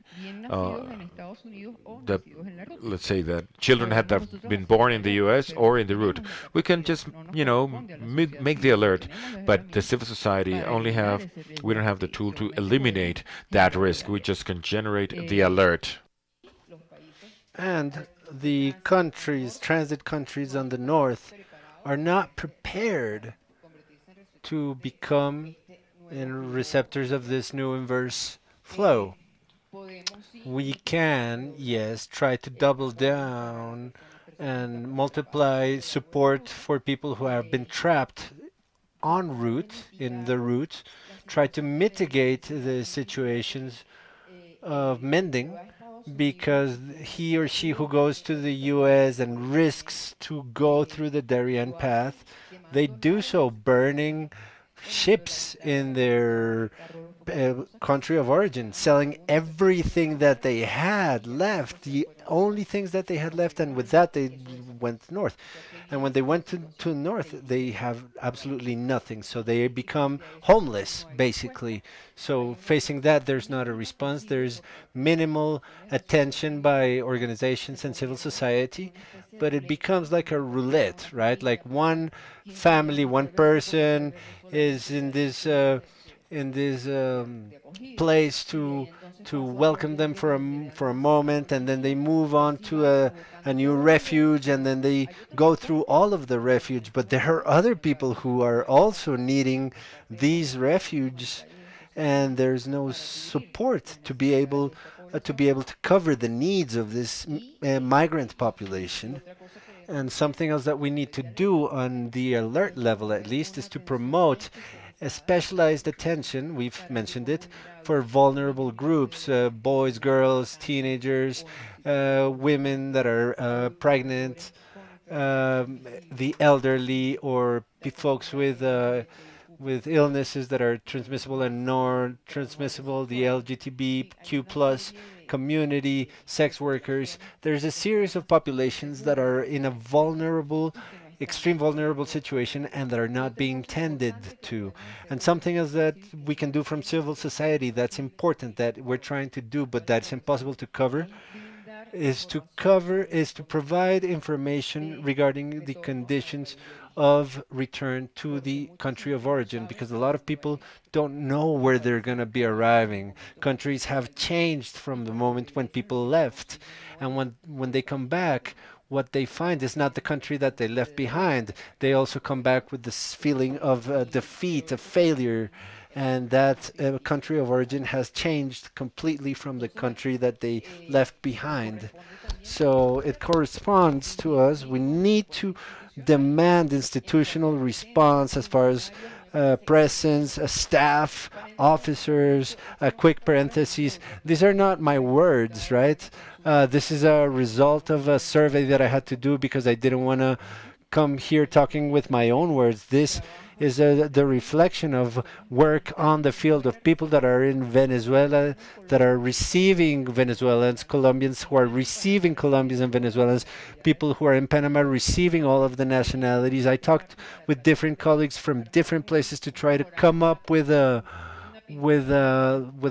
painting, with a diverse and comprehensive painting. And one thing that we were saying back then is like how good it would be to achieve a human corridor that is minimal, right? We're not thinking something very large because it's difficult, but something a corridor that's coordinated between Costa Rica, Panama, and Colombia. And it has been very pleasant for me to see how this initiative is now a reality. It's starting to give fruit. This coordinated work is coming through.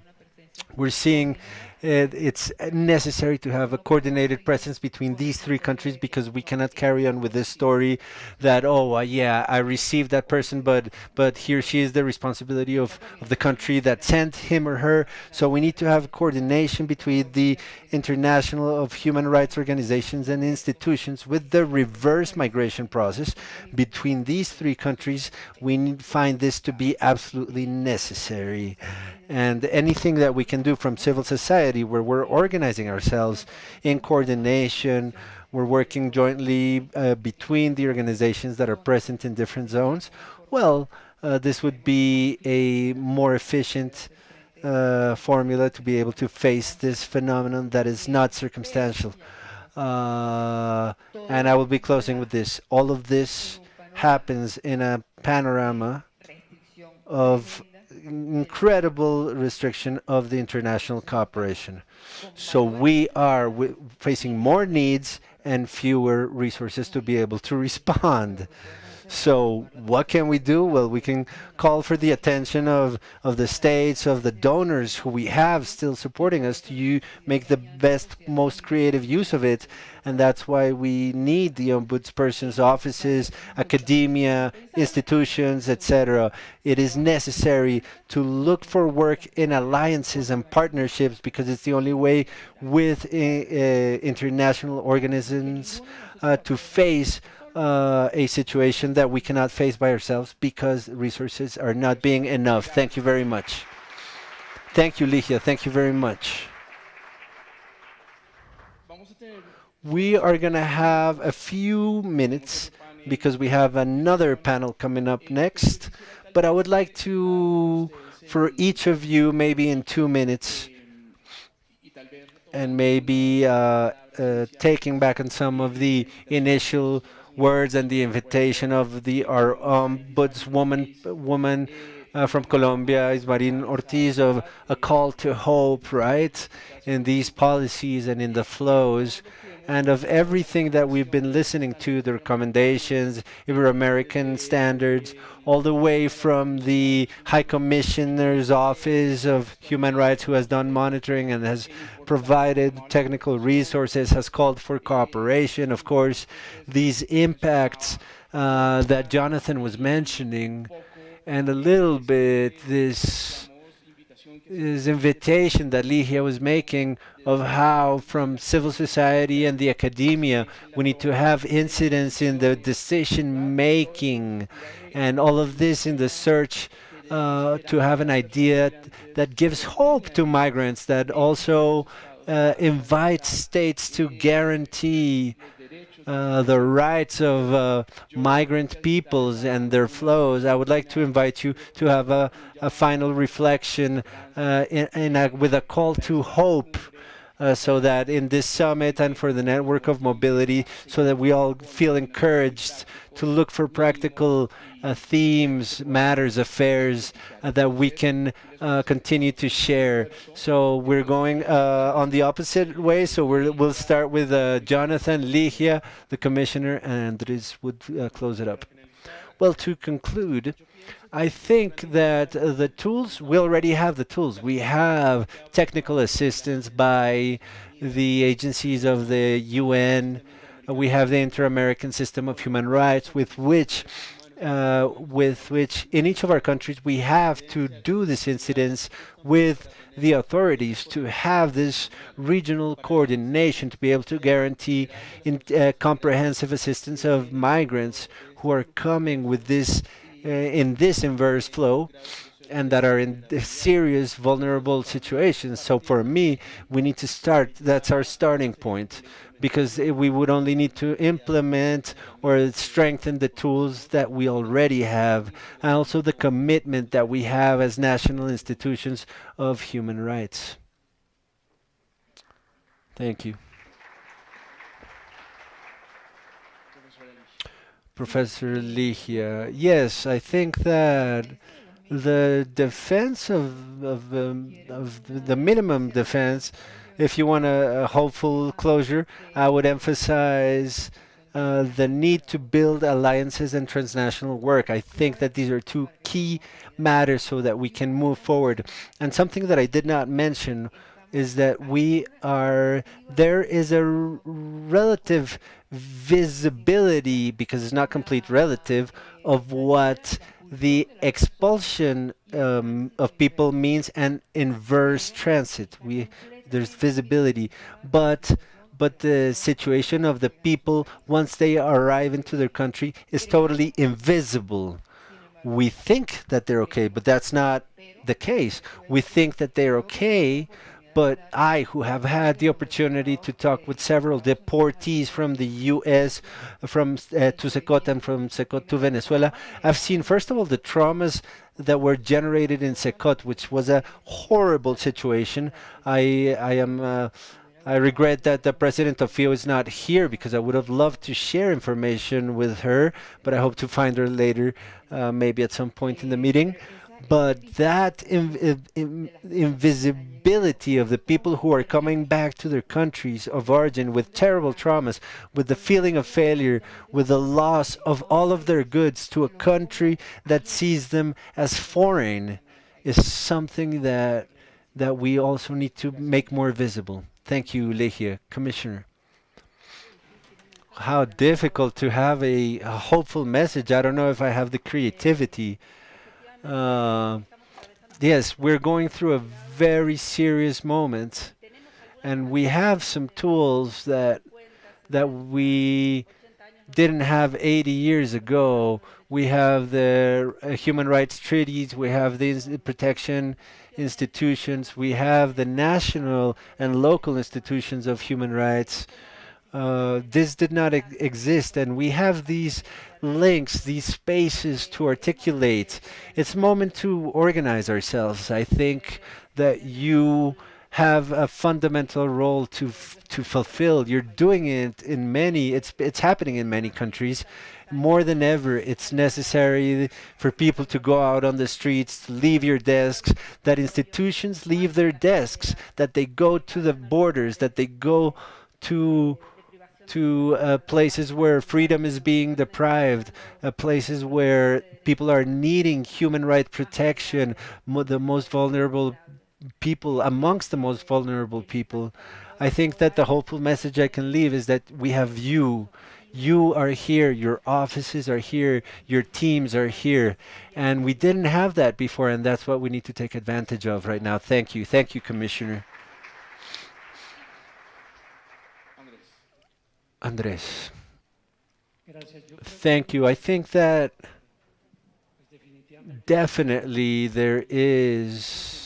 we are in a moment of regressive tendencies in many senses, in many ways, in democratic senses, in the right of state, of human rights, of course, regression. And it is difficult, the hopeful message that you mentioned. But yes, I do want to say that human rights are a conquest, and they are a conquest that Latin America has earned with their hard work, with our hard work, at the burden of many lives and of many learned lessons. I think that we need to take that back on, take back those efforts to defend that conquest, that achievement that we had that allows us today to have all of the instruments and the mechanisms that we have. I think that the message is that this is a moment for unity, like the national and international and regional institutionality, unity, but also civil society and all the other actors, communities. This is a moment as well for visibility as well, because precisely the within the narratives and the regressive policies attempt to confuse and make not visible these phenomenons. And I think that it's a moment to think about improving or to look for new and more innovative ways to face these narratives of discrimination against migrants, but also narratives that don't allow to show the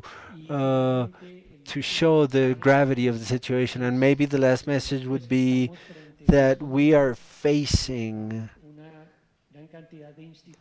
a large number of institutions that have a position, and they're in a privileged position per se because of the mandates that they have. Privileged because they can have the lens of human rights, to have it coming close to the population, coming close to vulnerable people, and generating recommendations and these account holding per se, which is necessary, accountability. So let's try to translate these international standards into national realities. Thank you. Thank you, Representative. Well, I would like to echo and to highlight from these final messages a call to regional coordination, of course, to the configuration of alliances and transnational partnerships, and how we can make visible the reality of migrant peoples, how this robust framework and this normative framework has to give us the light and the sources and the access to be able to guarantee or supply the gaps of protection that we see, and a call for the understanding of work on the field, in territories, in the communities. And maybe in this last sentence, the message of Representative Andres that I thought was beautiful, of how we can defend the achievements of Ibero-American and Latin American of the guarantee of human rights in the region, our conquest, what we've accomplished so far.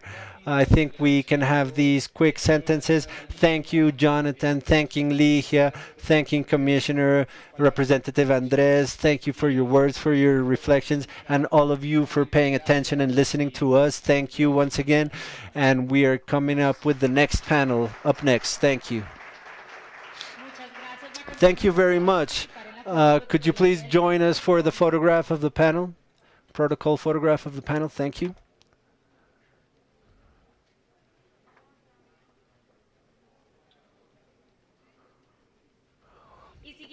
And carrying on with our agenda, we continue with the second panel, panel number 2, titled The Vulnerability of Migrants to Facing Human Trafficking and Migrant Trafficking, Risk Factors and Protective Measures. I would like to invite the following participants to the stage while the photograph is being taken. Pablo Seriane, Vice President of the United Nations Committee on the Protection of All Migrant Workers and the Rights and Members of Their Families.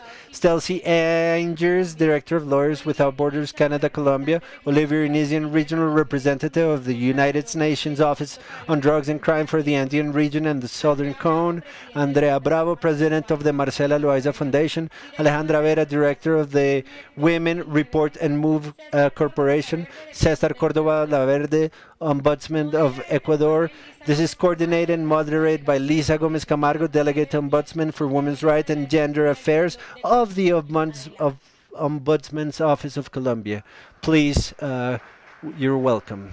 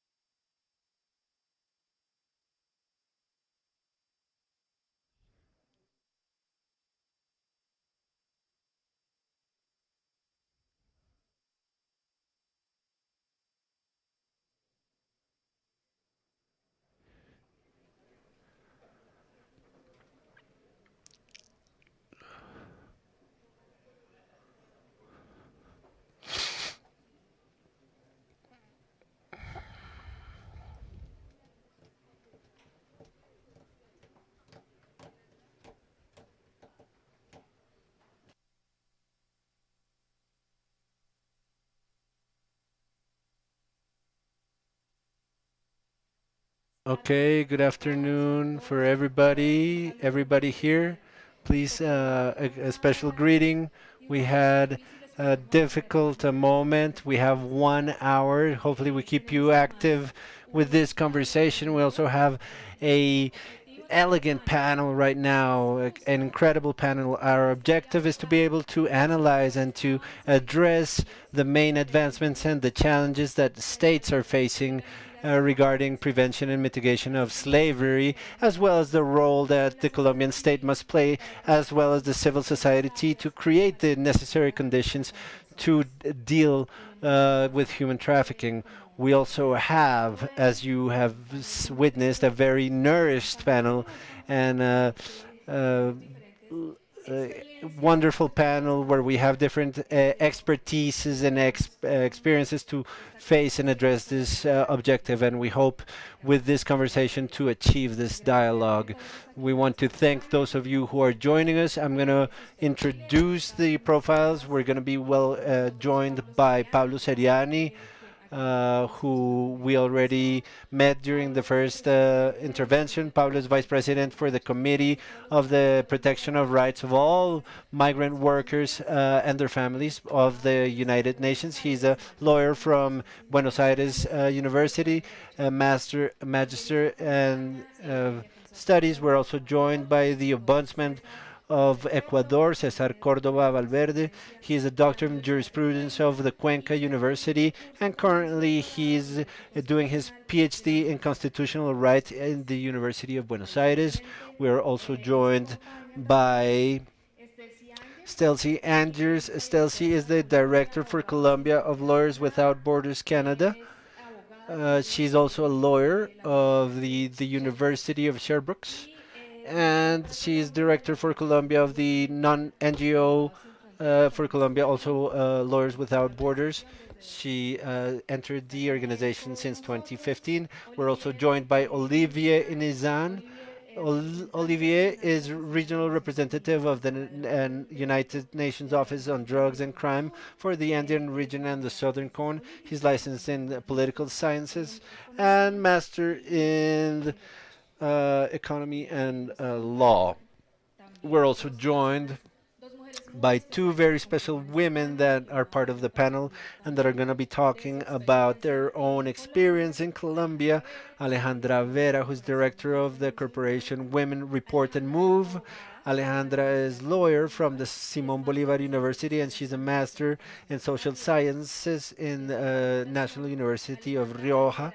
Alejandra has led the defense of rights of women in context of armed conflict, climate change, and violence.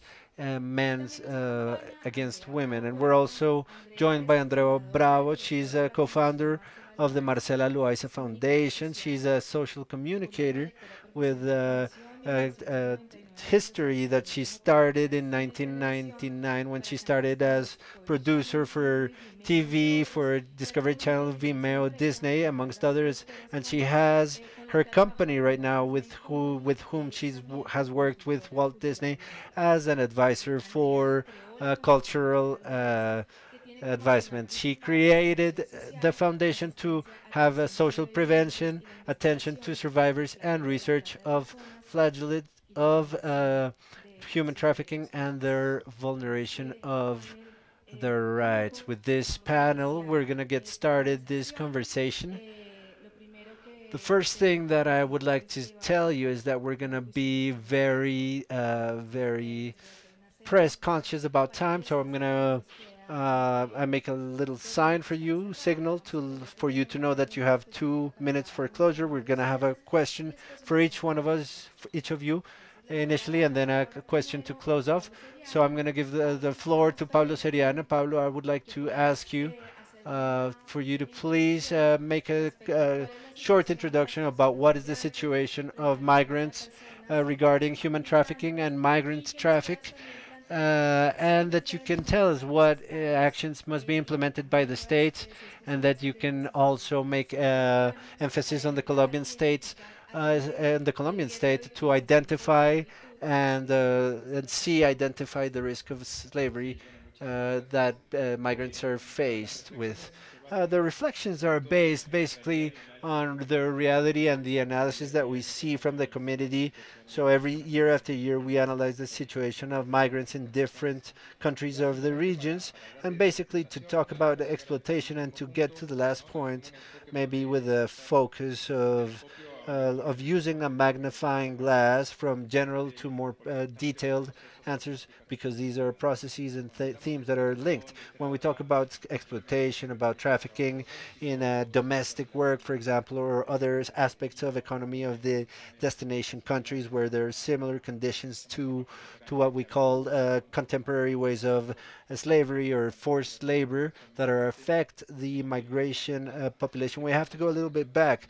What processes or factors have been creating this situation? The first thing that I mentioned earlier, and that was that it has to do with the conditions with which, if people can leave their countries and transit towards the countries that they're going to, we're witnessing a process of irregularization.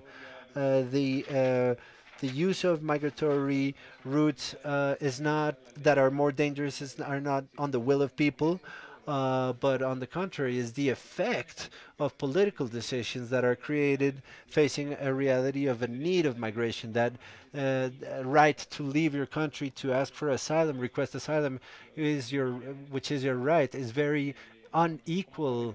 How it's regulated and what the opportunities are, and this has become a structural phenomenon within another structural phenomenon, and it's within that context where the traffic and smuggling networks create and get stronger, and in that way the policies of control of migration, which come to strengthen the conditions of vulnerability and traffic of migrants in transit. From the community, we've recommended several states in that sense. One that is worth mentioning because of the gravity of transit and the situation of exploitation and trafficking in terms of slavery in domestic environments and in coffee production environments is the Mexican context. We've made recommendations to the Mexican state several times of what evaluation have you done on the policies of migratory control, the flows that go up north and that have to go through hundreds of places of migratory control, security, and the only thing that that does is to create more and more risks, more exposition to organized crime, narco traffic cartels, um, forced migration, and this vulnerability, which in many cases comes from or origin, then it goes deeper, faces specific challenges in the destination countries in terms of labor and social inclusion of migrants, and that's when it's very important to consider the comprehensive character that a policy needs to have regarding human mobility, the central character that needs to be considered as far as employment, inclusion, uh, fight against forced labor, child labor, to be able to face the problems and to incorporate within the competency of the problems the vulnerability of migrants to these modalities of exploitation, of violence, etc. What happens is that many times the look this comprehensive look are not part of the migratory environment or a secondary way. So the primary response is marked by the agenda of regularity as a problem, as a danger, as a threat, as something that's going to be generating harm, when in reality, the first people who are damaged by the irregularity processes are migrants. If this phenomenon was addressed from the objective of policies of employment, of preventing exploitation and child labor and other human rights violations, the challenge would be different. How do different people within a community, what elements can make them more vulnerable to exploitation or to inhuman conditions of work?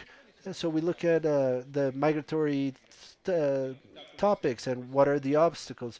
The obstacle to have an ID, to be able to work in equal conditions of work when they're victims of this type of exploitation, or when their rights are violated, access to health, for example, in terms of mental health or any other uh, type of health service. So we look at the phenomena in general from the opposite side with the magnifying glass. Migratory, do they have permission to work? Are they national or not? Do they have rights?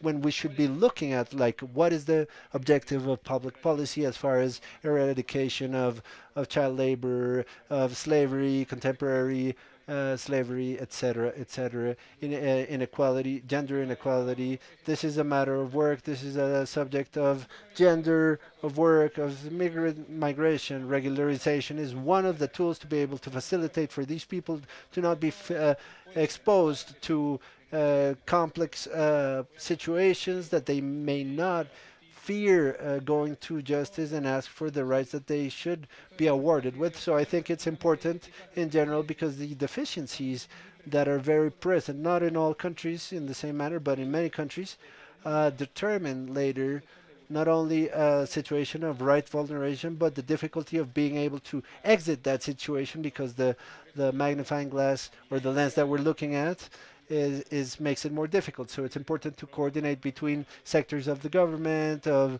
ombudsman's offices, etc., to be able to have the right addressing, to be able to prevent those situations and then protect the victims of abuse of these rights. I think I'm done.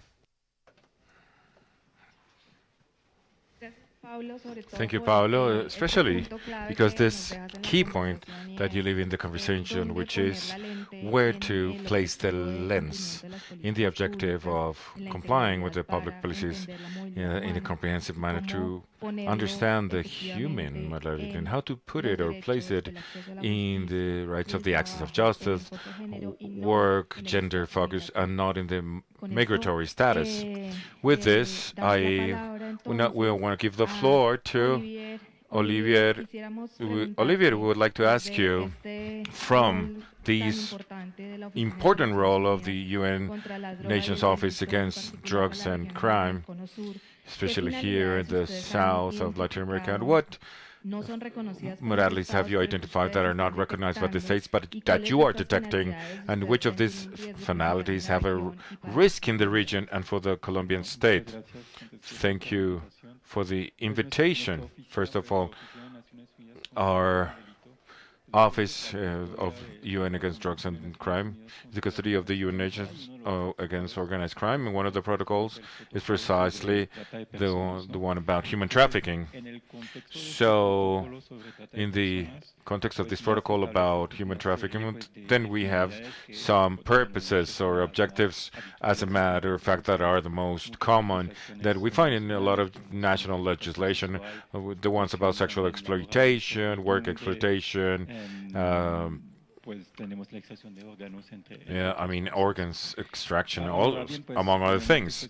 But of course, as all of the crimes, the human trafficking evolves all the time, and in terms because it's a creative manner. It's a negative way, but it's creative because this comes from the organized crime, and this generates also a discussion with some certain members of state of the UN about the appearance of some illegal phenomenon that we could link to somehow to what is the human trafficking. According to the definition that we have, the protocol of the UN Convention against organized crime, the transnational organized crime. One of these phenomena is the exploitation for the ones that we could call a crime, the forced criminalization. In the context of victims that are obligated, that have video calls and let's say plantations of drugs and illicit drugs here in Colombia, for example. This is a phenomenon because, and well, it has been highlighted in more states that are members of the UN that have been reporting. And in last year, in the last report of our office about the human trafficking at the level at the global level, a second phenomenon, which is that I think that it is a little bit more complicated, but for which we also have, or we have some discussion with our members states, is the illegal adoption that we could link under certain parameters or conditions to the human trafficking when there is a let's say a transfer where there is let's say somebody lying to the other to exploit these persons. So it could be configured as a crime as human trafficking. From our office, we are very cautious about this topic. Many times it's difficult to really make it fit, legally speaking, with the human trafficking and this adoption. So we only can do it when the measures are very strict and defined. A third example, I would say, that is part of the discussion that there is with our members is that we could also relate with some phenomena here in the country, exploitation for war reasons.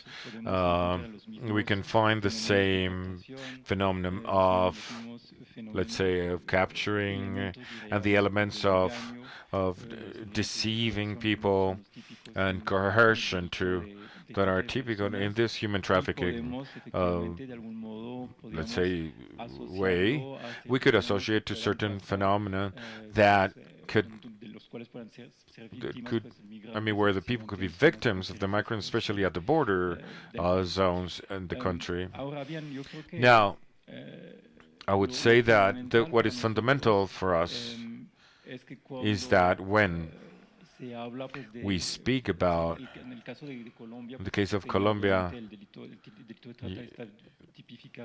the crime is already typified in Article 188 of the Penal Code.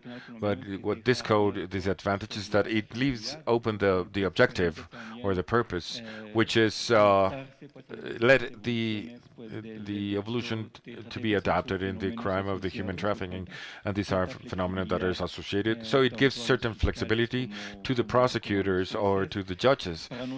For us, these discussions about defining or incorporating the legal frames and new purposes in a very definite way is it is subject to a discussion, a conceptual discussion, and a normative discussion that should be given. So each country is different, and you have to have in mind that what there is already there in the national legislations. For us, it is important at the end that all of these phenomena could be persecuted in the best way possible, and beyond this, that it could be restore the rights of the vulnerable victims in the best way possible. This is what I wanted to comment on. Thank you so much. Gracias, Oliver. Yo Thank you, quisiera, Oliver. I would like to además ask, de los elementos uh, que nos has planteado respecto besides the elements a that you estas have modalidades de explotación posed about sexual, laboral, these explotación purposes criminal of sexual y exploitation, la criminal explotación exploitation, por and fines the bélicos, tú exploitation for cierras tu war primera intervención planteando la purposes. importancia de restaurar You los derechos you de las say you're víctimas. talking about Y quisiera que nos ampliaras un restoring the poquito rights of porque the creo que ese es un victims. punto Maybe muy you can you importante que a veces se nos maybe queda de lado elaborate a on través this de los because marcos we're talking about the legislativos de los verbos legislative rectores, de frameworks las of the finalidades. Si nos representative puedes ampliar un purposes. poquito Can you respecto a la maybe talk a importancia de little bit restaurar more, efectivamente los elaborate derechos on de las this víctimas? when you're talking about restoring the rights of victims? Definitely, it was a very legal question, but yes, for us, what is fundamental is to that the victim has to be in the center of the judicial process and the legal process, and so the restoration of the rights of victim is with an immediate attention is the best, and what we're looking for. I suppose that our civil society representatives are going to talk about this a lot immediately, but for us as UN, when there are many times we have constraints in the capacity of the states, is accompanying the mid and long term. It is not only an immediate accompanying that is psychological someday, that happens a lot of times. And it is also positive, it is useful, we also support it. But let's say that there are victims that have been really seriously affected that requires an accompanying that could take months or even years. So I have examples of victims that we have accompanied with the support of civil society and that have not been able to re-establish that at the end that the process of support has not been successful really, even if we have supported a lot or made an effort in terms of support, psychological, labor organization, education, etc.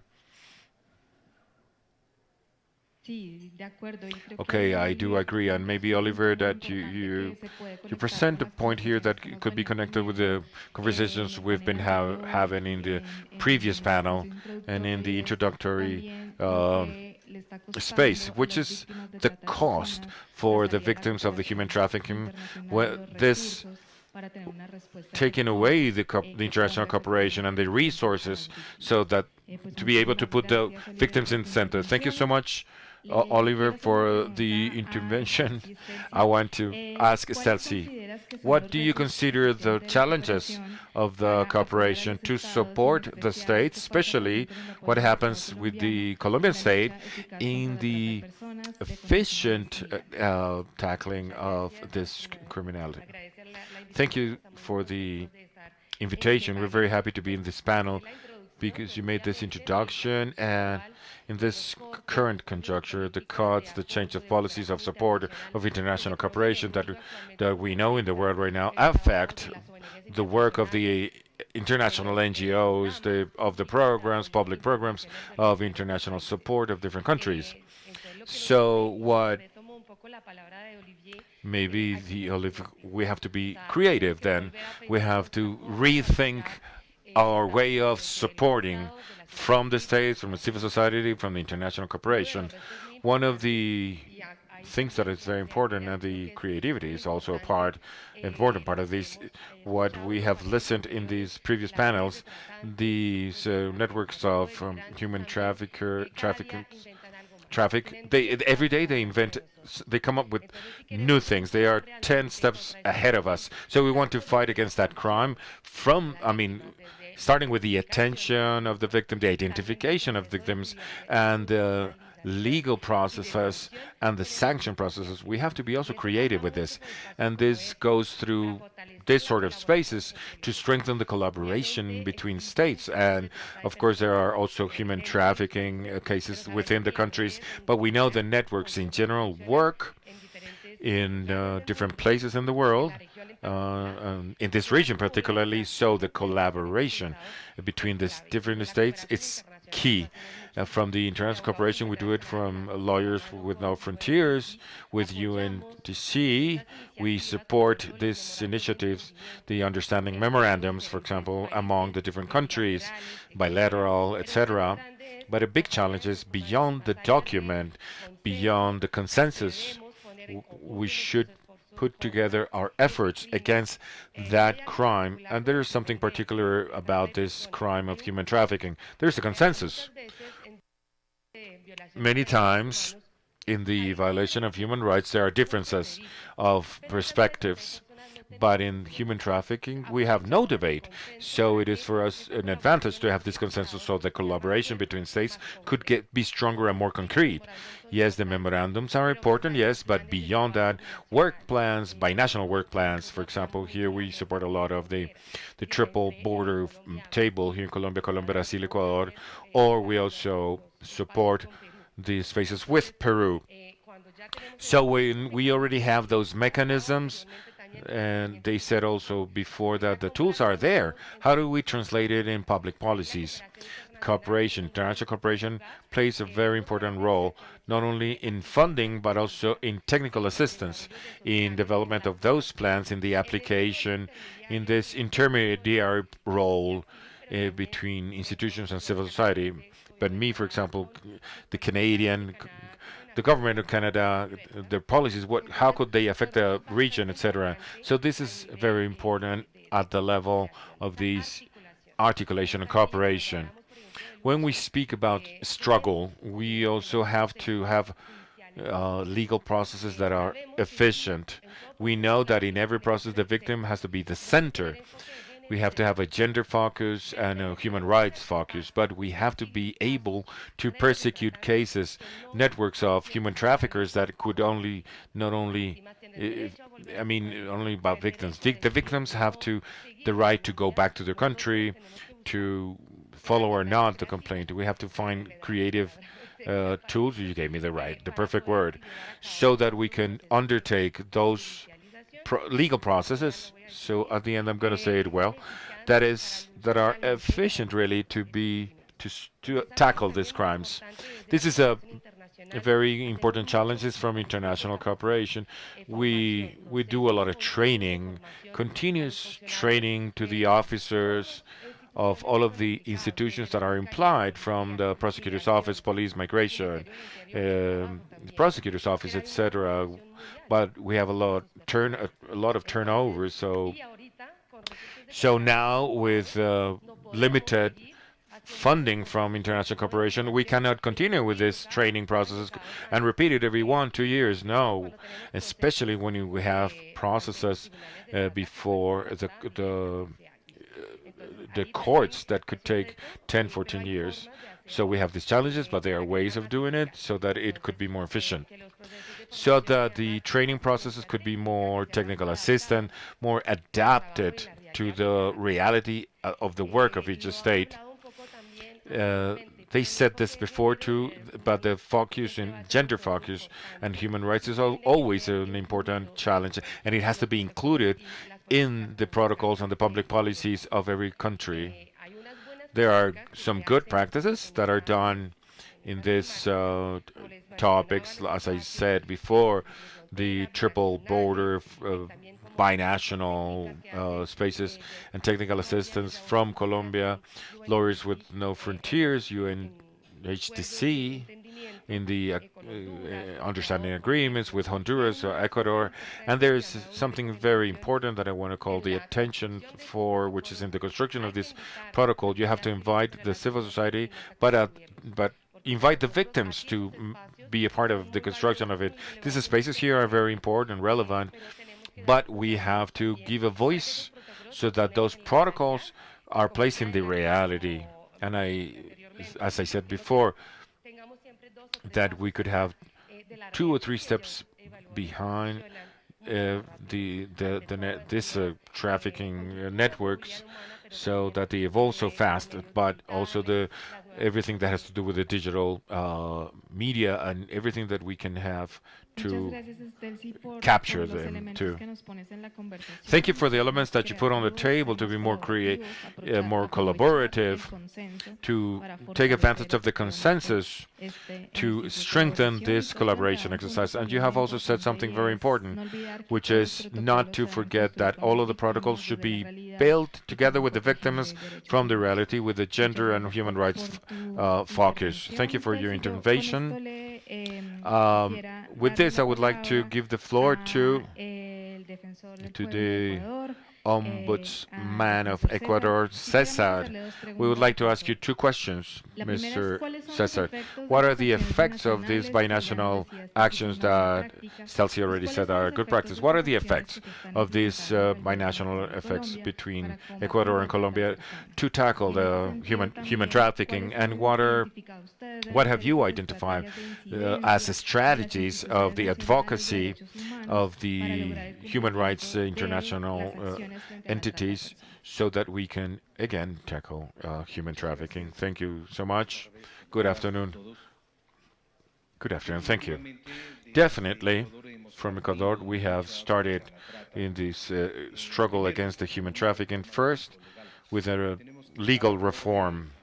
We have to be in agreement with the Palermo Protocol, Marrakech Protocol, and all of these legal framework that is international gives us the way of constructing legally inside of the country all of these. In the year 2017, it was typified the human trafficking inside of the penal integral code, and this typification was aligned with the international standards of the times. We talked about the collection or recruitment of people or transportation of people to exploit them sexually, as we already talked about, or for work purposes, or and overall this new modality, which is the recruitment, the forced recruitment of boys and girls and adolescents to the organized crime groups or to the guerrilla groups. So this is a new type.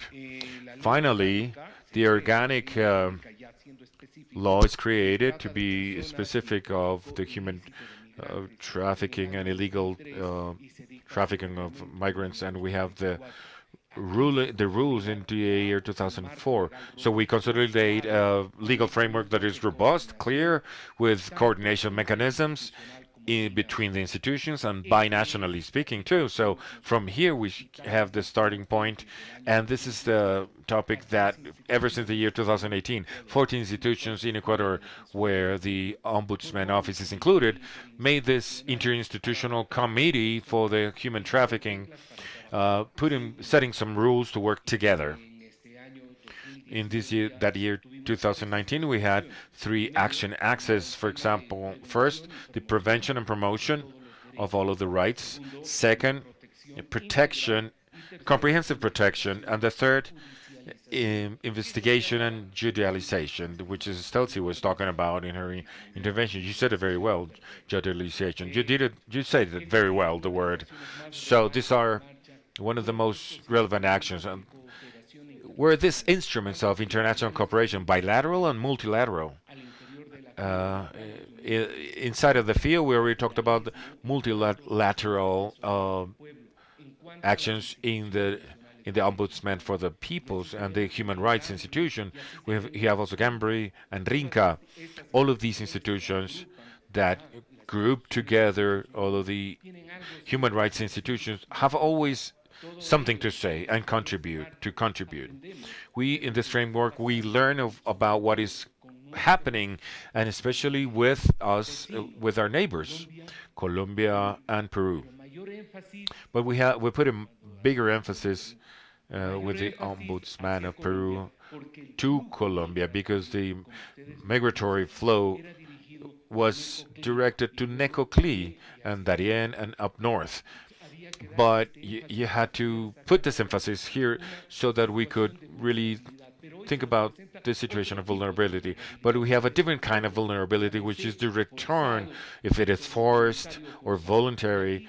But here, the double action that a country should take with their legal measures and to be updated so that we could help and facilitate our people this return. These are public policies that we have to design in the framework of a legislation that oversees all of the international organisms that have a lot to say about this. So we see it in the binational framework between Colombia and Ecuador. I want to highlight three pillars then in understanding memorandums that were signed in the year 2012. First, the promotion and the prevention of the rights through an interchange of information at the border, binational encounters with route maps, and trainings that are for the two countries in work tables,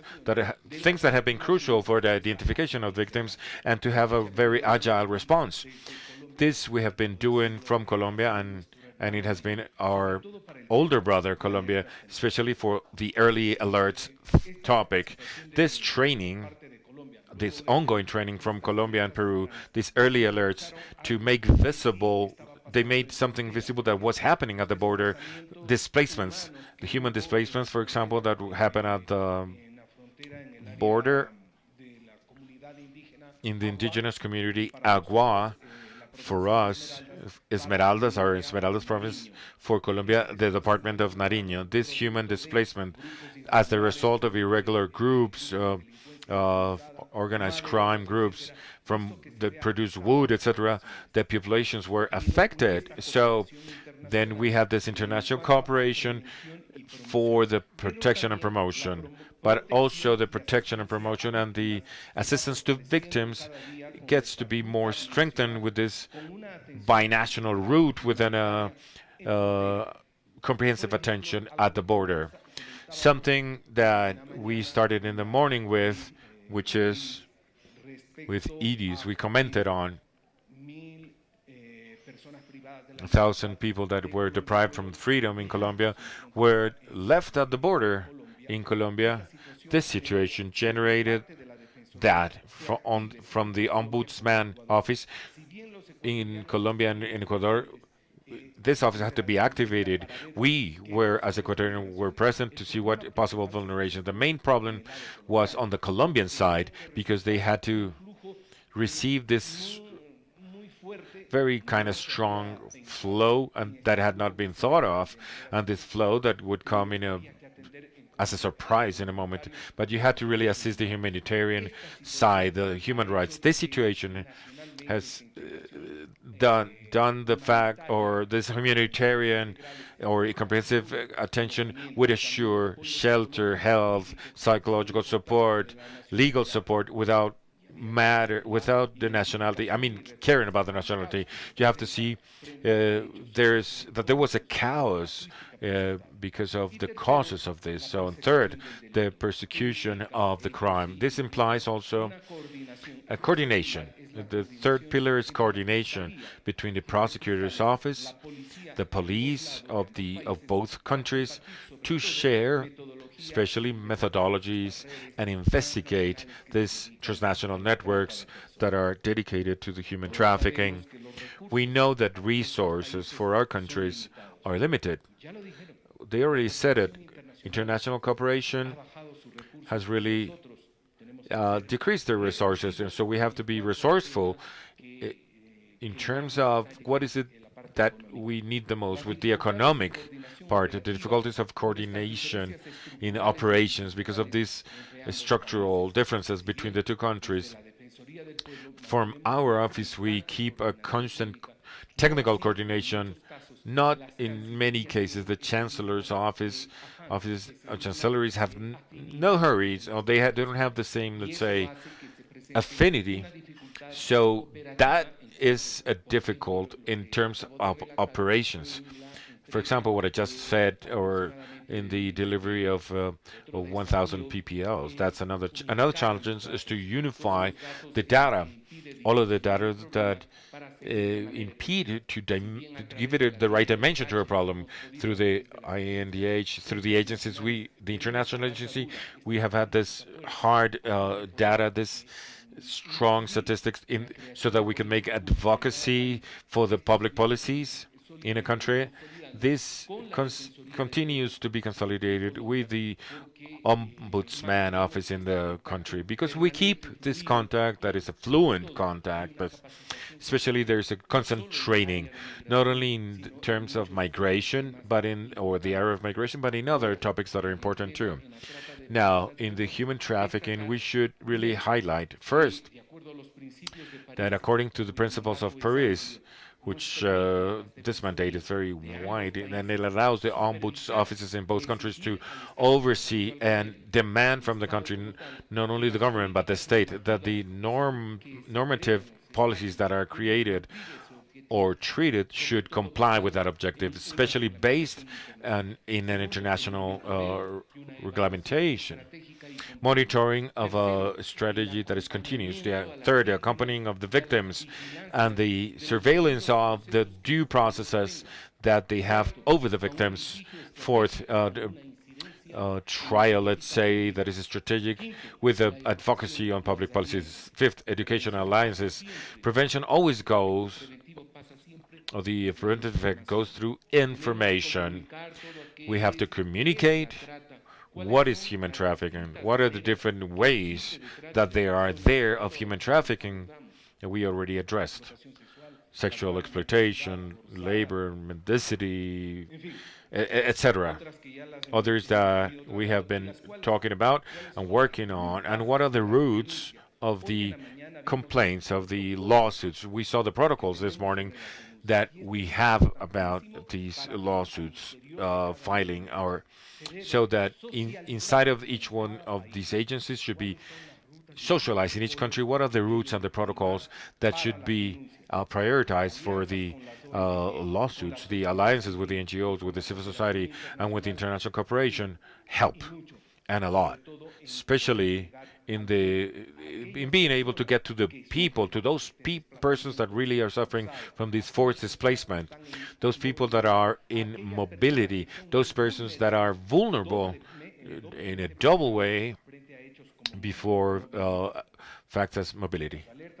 The early alerts, I repeat, have helped us in the recruitment or collection of the boys, girls, and adolescents on the part of GDO, so we can help to make visible this situation at the border in between Colombia and Ecuador.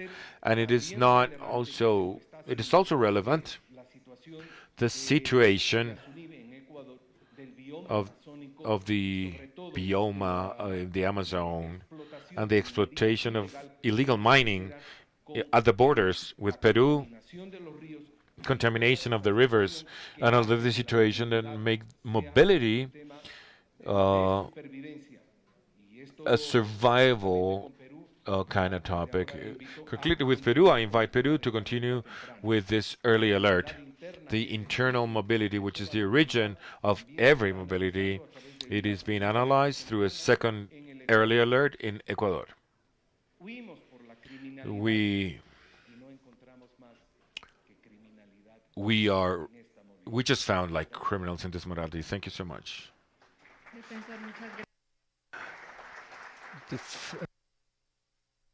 Ombudsman, thank you very much. You leave us with several elements in the conversation, the legal reform, how to fulfill and meet with this reform with international standards, the international multilateral agreements when roadmaps are established, when there is an integral and comprehensive response, as is the case of this national agreement between Colombia and Ecuador, in which early alerts have been a key axis of work, and you leave us with a message for Peru to continue to strengthening the early alert exercise regarding the hijacks that armed groups are doing, basically, so to speak. Also, with indigenous peoples in the border. I would like with this to give the floor to our two colleagues who are still to speak in the panel. A key element regarding the routes, attention, and the protocols as a specific way of meeting and fulfilling the Paris agreements with these binational agreements. And so with this, Andrea has the floor. As I was telling you, she's the president of Marcela Loaiza Foundation. Andrea, I would like to know, in 1999, Marcela Loaiza was kidnapped and taken to Tokyo, Japan by the Yakuza mafia to be a dancer, and she was exploited for 18 months.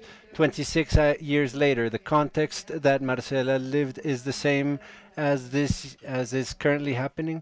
Can you tell us from the foundation what's happening? Well, good afternoon. Thank you very much for the FIO invitation and the Ombudsperson's office and the people who are joining me in the panel. The reality, let's say, has varied very little. The experience that Marcela Loaiza went through, which is the survivor with whom we joined our works to create the foundation.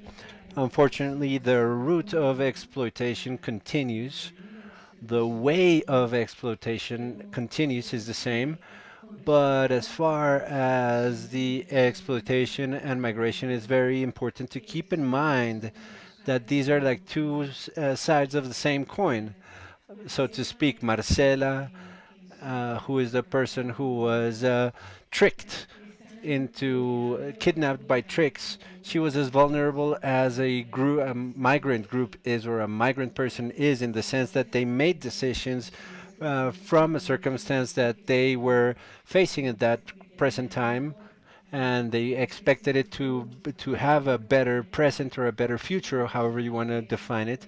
And as a result of that, they took on a decision. They made a decision to uh, to go elsewhere by their own will, not by their own will, by whatever the circumstances leads encourages them to go through labyrinths that are the same in terms of routes, and I would say currently a lot more quick as far as access in being able to entangle victims electronically.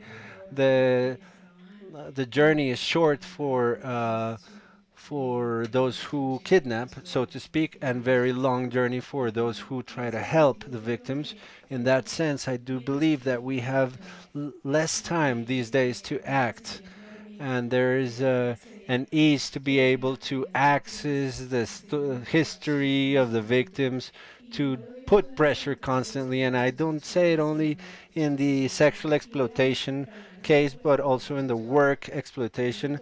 And I'm going to move the sexual exploitation to an environment that can lead us to the connection between exploitation and migration. I'm going to launch a documentary that's called Dreams of Gold, that talks about exploitation and traffic in football, soccer, because in that search beyond the sexual exploitation and all those dynamics that arise contemporarily, I found in a lot of children and teenagers that, under the promise of migrating to be soccer players or sports people, their families would take on a huge debt and then a huge illusion to leave poverty, so to speak. And this is one of the items that has not changed. And in that way, the crime started transforming. I was able to see how there was little communication between migration authorities and the Attorney General's office and the consulate office and the chancellor's office in the destination countries. How many youths decided to stay in the country where they had assumed a contract as soccer players, under the theory that they needed to fulfill with a contract, when they were actually being exploited. How we were categorizing as minors who were being exploited, labor exploited, and sexually in northern countries. So So from that, I do think that victims coincide in the sense that they're victims of by exclusion, victims by stigmatization, because once they're in the new country, first of all, they don't know that they're victims, and second, they end up being criminals. Uh, they because they've migrated, I'm being exploited, but I'm also committing a crime, and you from other countries, you know how this happens in Asia, in countries that I've also been to, and how there's a weakness in that transnationalization of the institutional duty. That is to say, I never found, or the sports uh, people did not know who to go to over there in the new countries or here. So there are gaps in access to information for all types of victims. We from the foundation in this exercise that we're working with survivors of human trafficking, with victims of the conflict, boys, girls, teenagers, men, women, we realize that, and this is a response to the person from the UN with whom we've been doing great work. You trusted us 15 years ago when we didn't even have a legal representation, but the commentary is that survivors that have integral assistance throughout time, even though through a smaller percentage, once they know their rights but their duties, they do a psychosocial reintegration that empowers them and that leaves behind the dependence on the state as on the foundations. But this requires a very long-term work, between 3 to 5 years with each survivor. Marcela Loaiza was exploited more than 20 years ago. Today, I can say that we've done work in which Marcela is one of those survivors who basically she's an activist, and in that exercise, we've managed to diminish the gap where there is no voice of the victims. We don't have a voice of the victims because it's difficult to transit from the victim to the activist to have that voice, but we've managed to do that. And there are cases that we've witnessed, and this is to mention an example. One of them who has been for many years in a process with us. She was invited to go through the Darien Pass to Chicago, she told me. She's been with us. She was the first survivor that arrived to our foundation. And I realized 1 week ago, I had not spoken to her, that she hadn't been made that offer, but that she had thought she said, I thought about you, Andrea, and then and she meant it as a foundation, maybe. And I felt pain from all of the work that we had been doing. And I said, I'm running a long risk. And I've done such a long work where they pass from victims to survivors to activists to work with us in the organization. But moving on to the to the question and the answer, well, yes, it is possible. It takes a lot of time. Not all of the survivors want that change, but there are opportunities to generate income that are aligned with their interest. Because another big mistake that we make is like we tell them, go to this university, go to this other institution, go get the route.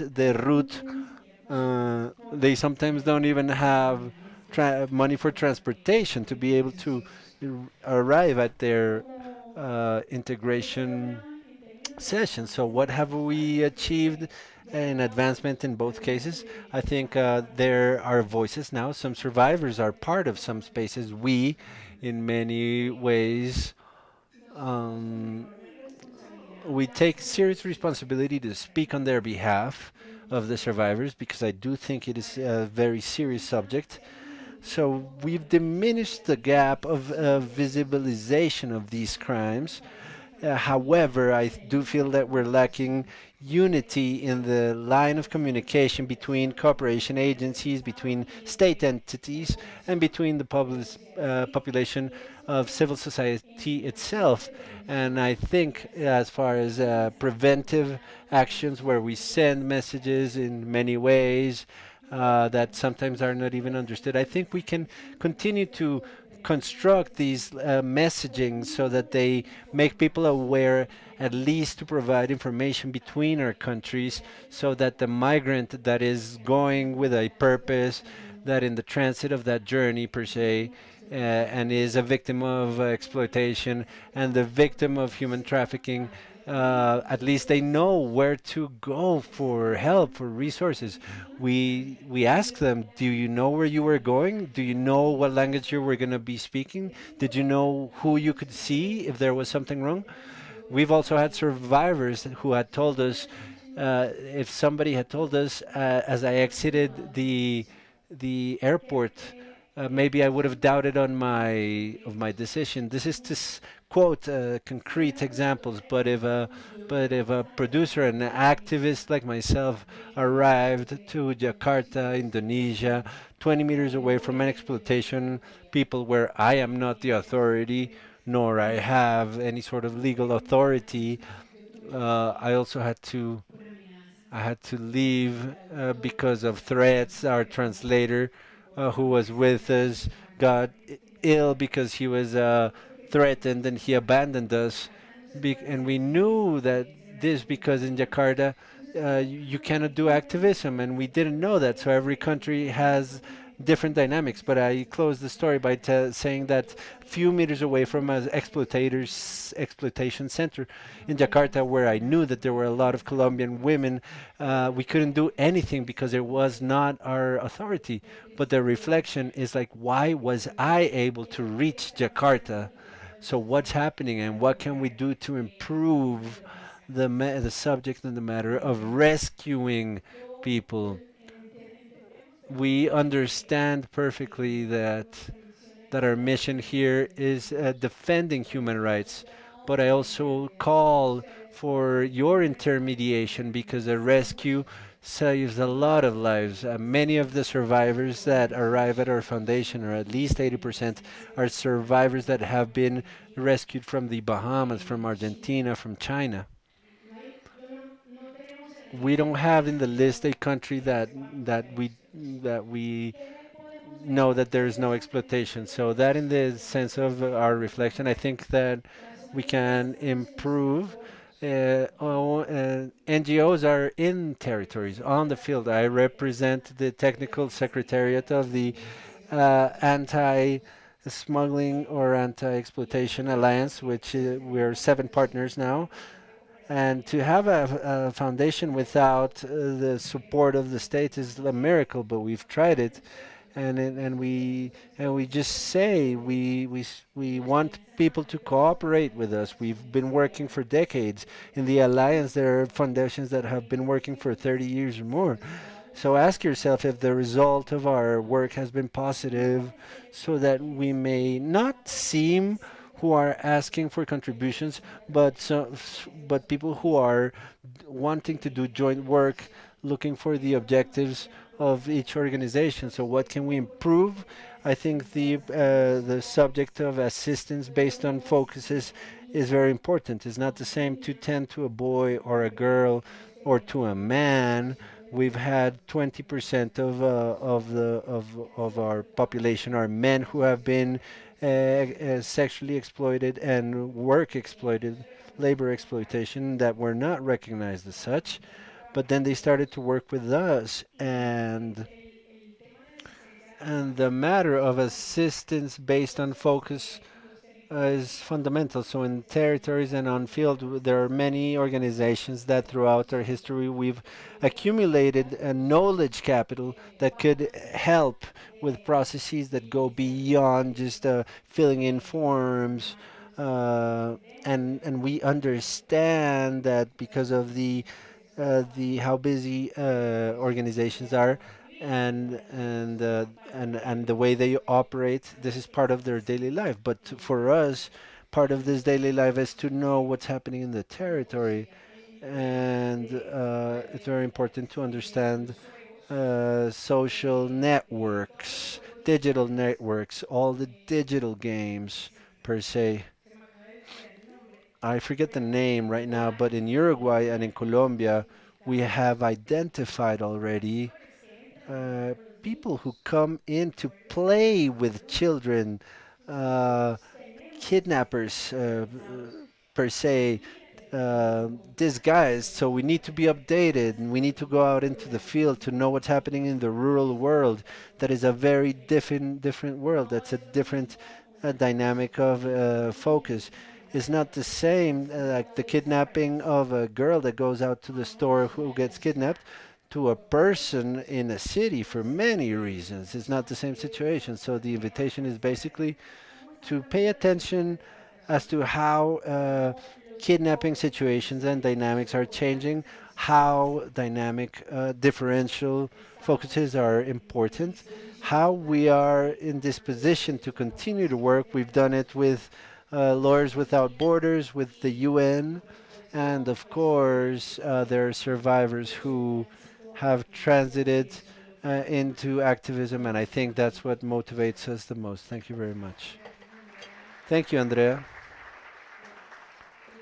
for your remarks. And before giving the floor to Alejandra, I wanted to highlight 2 points from your intervention. It's that we still have difficulties in communication between authorities, in that the response is being efficient and how information reaches us so that prevention reaches the people who are with hope, thinking that by that they can go to a work that's being made through a supposed better future. And one of the calls that you make to us is how to reach the places where victims are found, and the organizations of civil societies know where these places are and who have been able to get there. And now, Alejandra, you have the floor. Alejandra, as director of the Woman, Denounce and Move, which you have a huge task in the Department of the North of Santander. We would like to know what are the main challenges that you think institutionality has to prevent human trafficking, especially sexual exploitation and commercial sexual exploitation of boys, girls, and teenagers, in particular for girls, teenage, and women that are migrants. Well, good afternoon to everybody. Thank you to the Ombudsman's person's office, to the uh, attorney's office who support us in the territory. Thank you to the UN, to the Sweden government for your support. And there are no victims. My colleague was saying that there's no victims, but I am a victim. When I was very young, I was kidnapped and trafficking when I was very young. So I am a victim. My mother at the time did not know anything. She did not know about trafficking. She went to the police. They told her that she had to wait 72 hours. My mom was desperate. They managed to rescue me, and they already had a Venezuelan family. We did not see ask for justice, but yes, we do have victims in this panel. I did want to make a thought from the voice of women victims, that of the women who have attended in north of Santander. On July 30th, we commemorated the International Day Against Human Trafficking, and the Ombudsman's office did a narrative of how Colombia is, right? So we, as an organization of civil society, the corporation is 7 years old. I am activist, a feminist. That's why I always put the feminist theory as a focus on human rights for women to understand the phenomenons, context, migration, armed conflict, etc., etc. In that sense, the mapping was showing 111 victims since 2024, 86 2025 for July in only the north of Santander.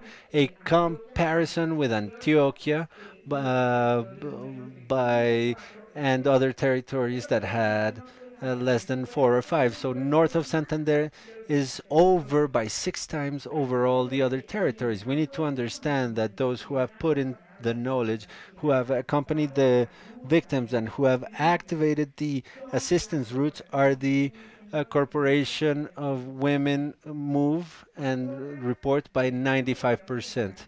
We were doing the analysis with the committee of a fight against trafficking in the North Department of Santander, and we ask what's happening, what's the reading that we can get from the territory. Well, what the corporation has been focusing on is in one modality, that is sexual exploitation. Based on research that we have done with different universities. I am a researcher, a lawyer, I represent victims, and I do the activation of the route. In this case, we're talking about victims that migrated, that crossed borders, right? There was a time during 2017 to 2024 in the research that we did with the different universities for 3 years. We understood, for example, migration and HIV, migration and prostitution, because when the migrant population started to arrive to Colombia, the options for dignified work and access to health and to education, that was not happening. I don't know if you remember, and this is a subject, a historic subject. Migration would arrive at places to pick up the population. They mistreated the population, and they would take women and girls to the border. They separated everybody. First of all, there was no control of what was the number of population that entered from Venezuela to Colombia. We have a work of more than 30,000 women and girls attended to in the border. We have evidence to be able to talk about what's happening. We had a project, we currently don't have it, but it was called Dignified Maternity.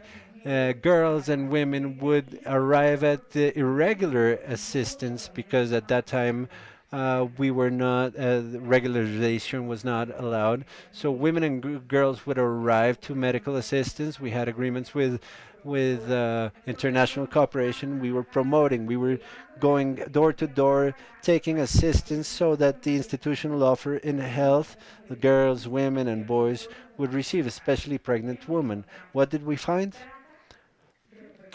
Reproductive trafficking. Women who were victims of sexual exploitation, tricked and brought to Colombia, pregnant product of sexual exploitation with boys and girls, children for sale. What has happened? Absolutely nothing. Now we start to understand that prostitution, that trafficking is the road. We start understanding that there are vulnerabilities. And who is operating? The armed groups. North of Santander is the narrative, is the reading to be able to know how we are doing as a country. We were talking with other territories in 2023. The attorney's office would say, because this year in 2023 we started to activate a route. What does that mean? One thing is to recognize the survivors that lived through this and that were tricked, that were kidnapped, that were submitted to sexual violence or work exploitation, to homelessness, etc., etc. That's to recognize the context. But to activate the root, we talk about human rights, but we as feminists and organizations of victims and survivors, we oftentimes don't understand what are human rights for cooperation, for institutionality, and for ourselves as society, because they tell us dignity, but within sexual exploitation or prostitution, which is the end goal, you vulnerize all of dignity. And so women start to name because they themselves recognize themselves. First of all, when we started to activate the route, the officers and staff did not have clear law 985, which is the law fight against trafficking that exists in 2005. Then we have the decree 1066, which are all the assistances that victims need to have. Imagine that we would arrive at the governor's secretary, which is the entity in charge, with a formulary of form of 200 questions that were asking a woman who has not had education, an indigenous woman, a rural woman, or who has a disability condition, and the officer re-victimizes her. Why did you come to Colombia? Why didn't you stay there? Maybe you this was a what you're doing over there is a work, blah blah blah. Imagine that the officers are not even clear about humanized attention. We from our corporation, Mujer Denuncia and Muévete, north and of Santander is how it is, and it has advanced because our corporation has been extremely activist, and we've been doing accompaniment and legal representation for the victims. How is it possible that Catatumbo, where we, the corporation, rescued 55 women in the first moment in January with the Ombudsman's office, we did the days for a full day, have sessions with the women over there, and it was July of 2025, 8 months later, and they were seven irregular women still. What happens when you don't have a document and you're a victim? You don't have access to anything. Women with infections, STDs, pregnant product of the tortured, kidnappings, sexual violence of hundreds of men in the Catatumbo that belong to armed groups. And we're not talking about one group, we're talking about all the groups, all of the groups. Right now, the dynamic has changed. Yes, armed groups have strengthened, but Cucuta, and you've heard about this, we've been we have had 35 women that have been assassinated. Of those 35 women that have been murdered, seven were women that were in prostitution conditions. Women that did not pay for their ransom, did not want to go back to Catatumbo to continue with their sexual slavery, because we would accompany the stories in the unit for victims, because these are victims in the framework of the armed conflict, and these women would say, no, we're going to Catatumbo and they don't pay us. We're forced to have relations with hundreds of men without any protection, so to speak, and the officer would say, oh, you're a sexual worker. So where are the human rights there? Consent is completely erased. 5,000 women from 2017 to 2024 were in conditions of prostitution according to our research, our investigations. And these same women are the ones that we have been assisting. So prostitution, yes, it is binding. The Red Absolute came out with a report that the corporation, such as our colleague Maria Cristina Hurtado, participated to evidence how trafficking with end goals of sexual exploitation, how it works in Colombia, but we're not guaranteeing, we're not even grounding or validating how it works and what's the end goal.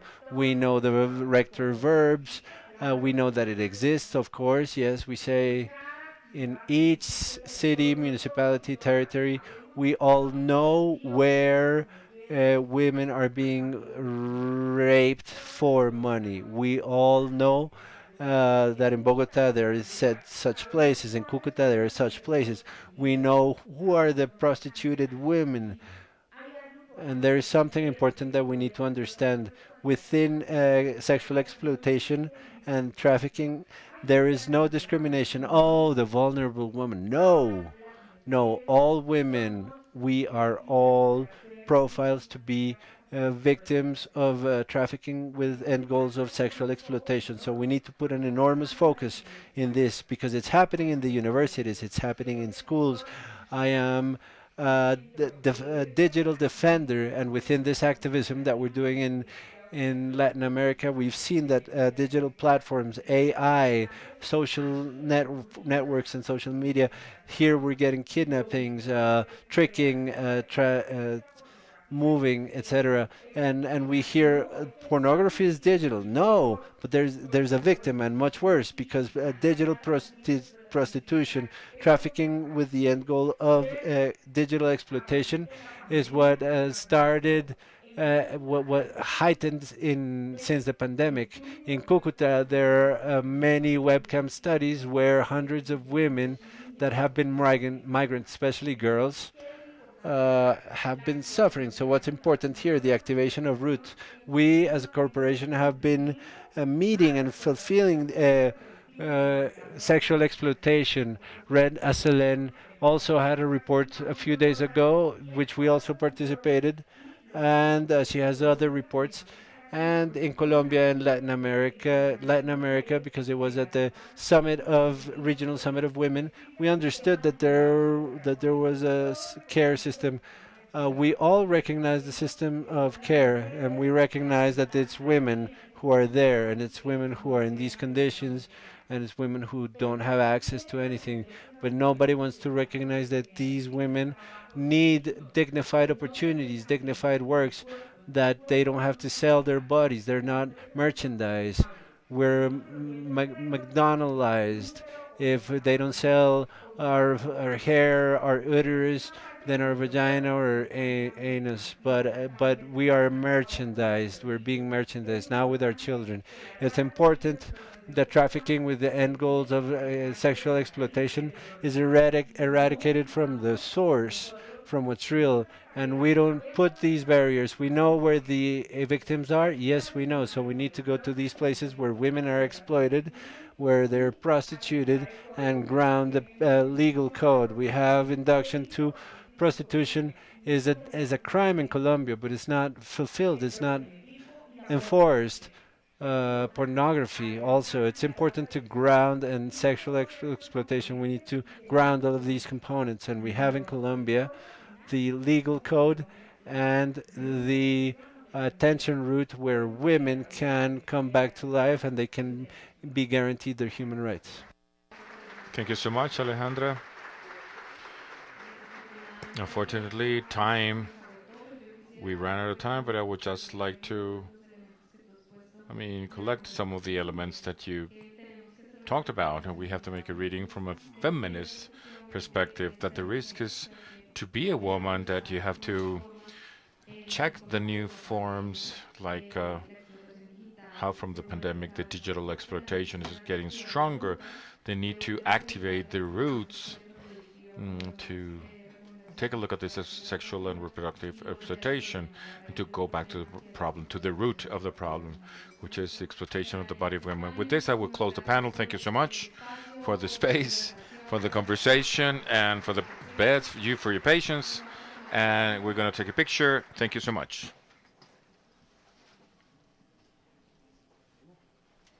That's it.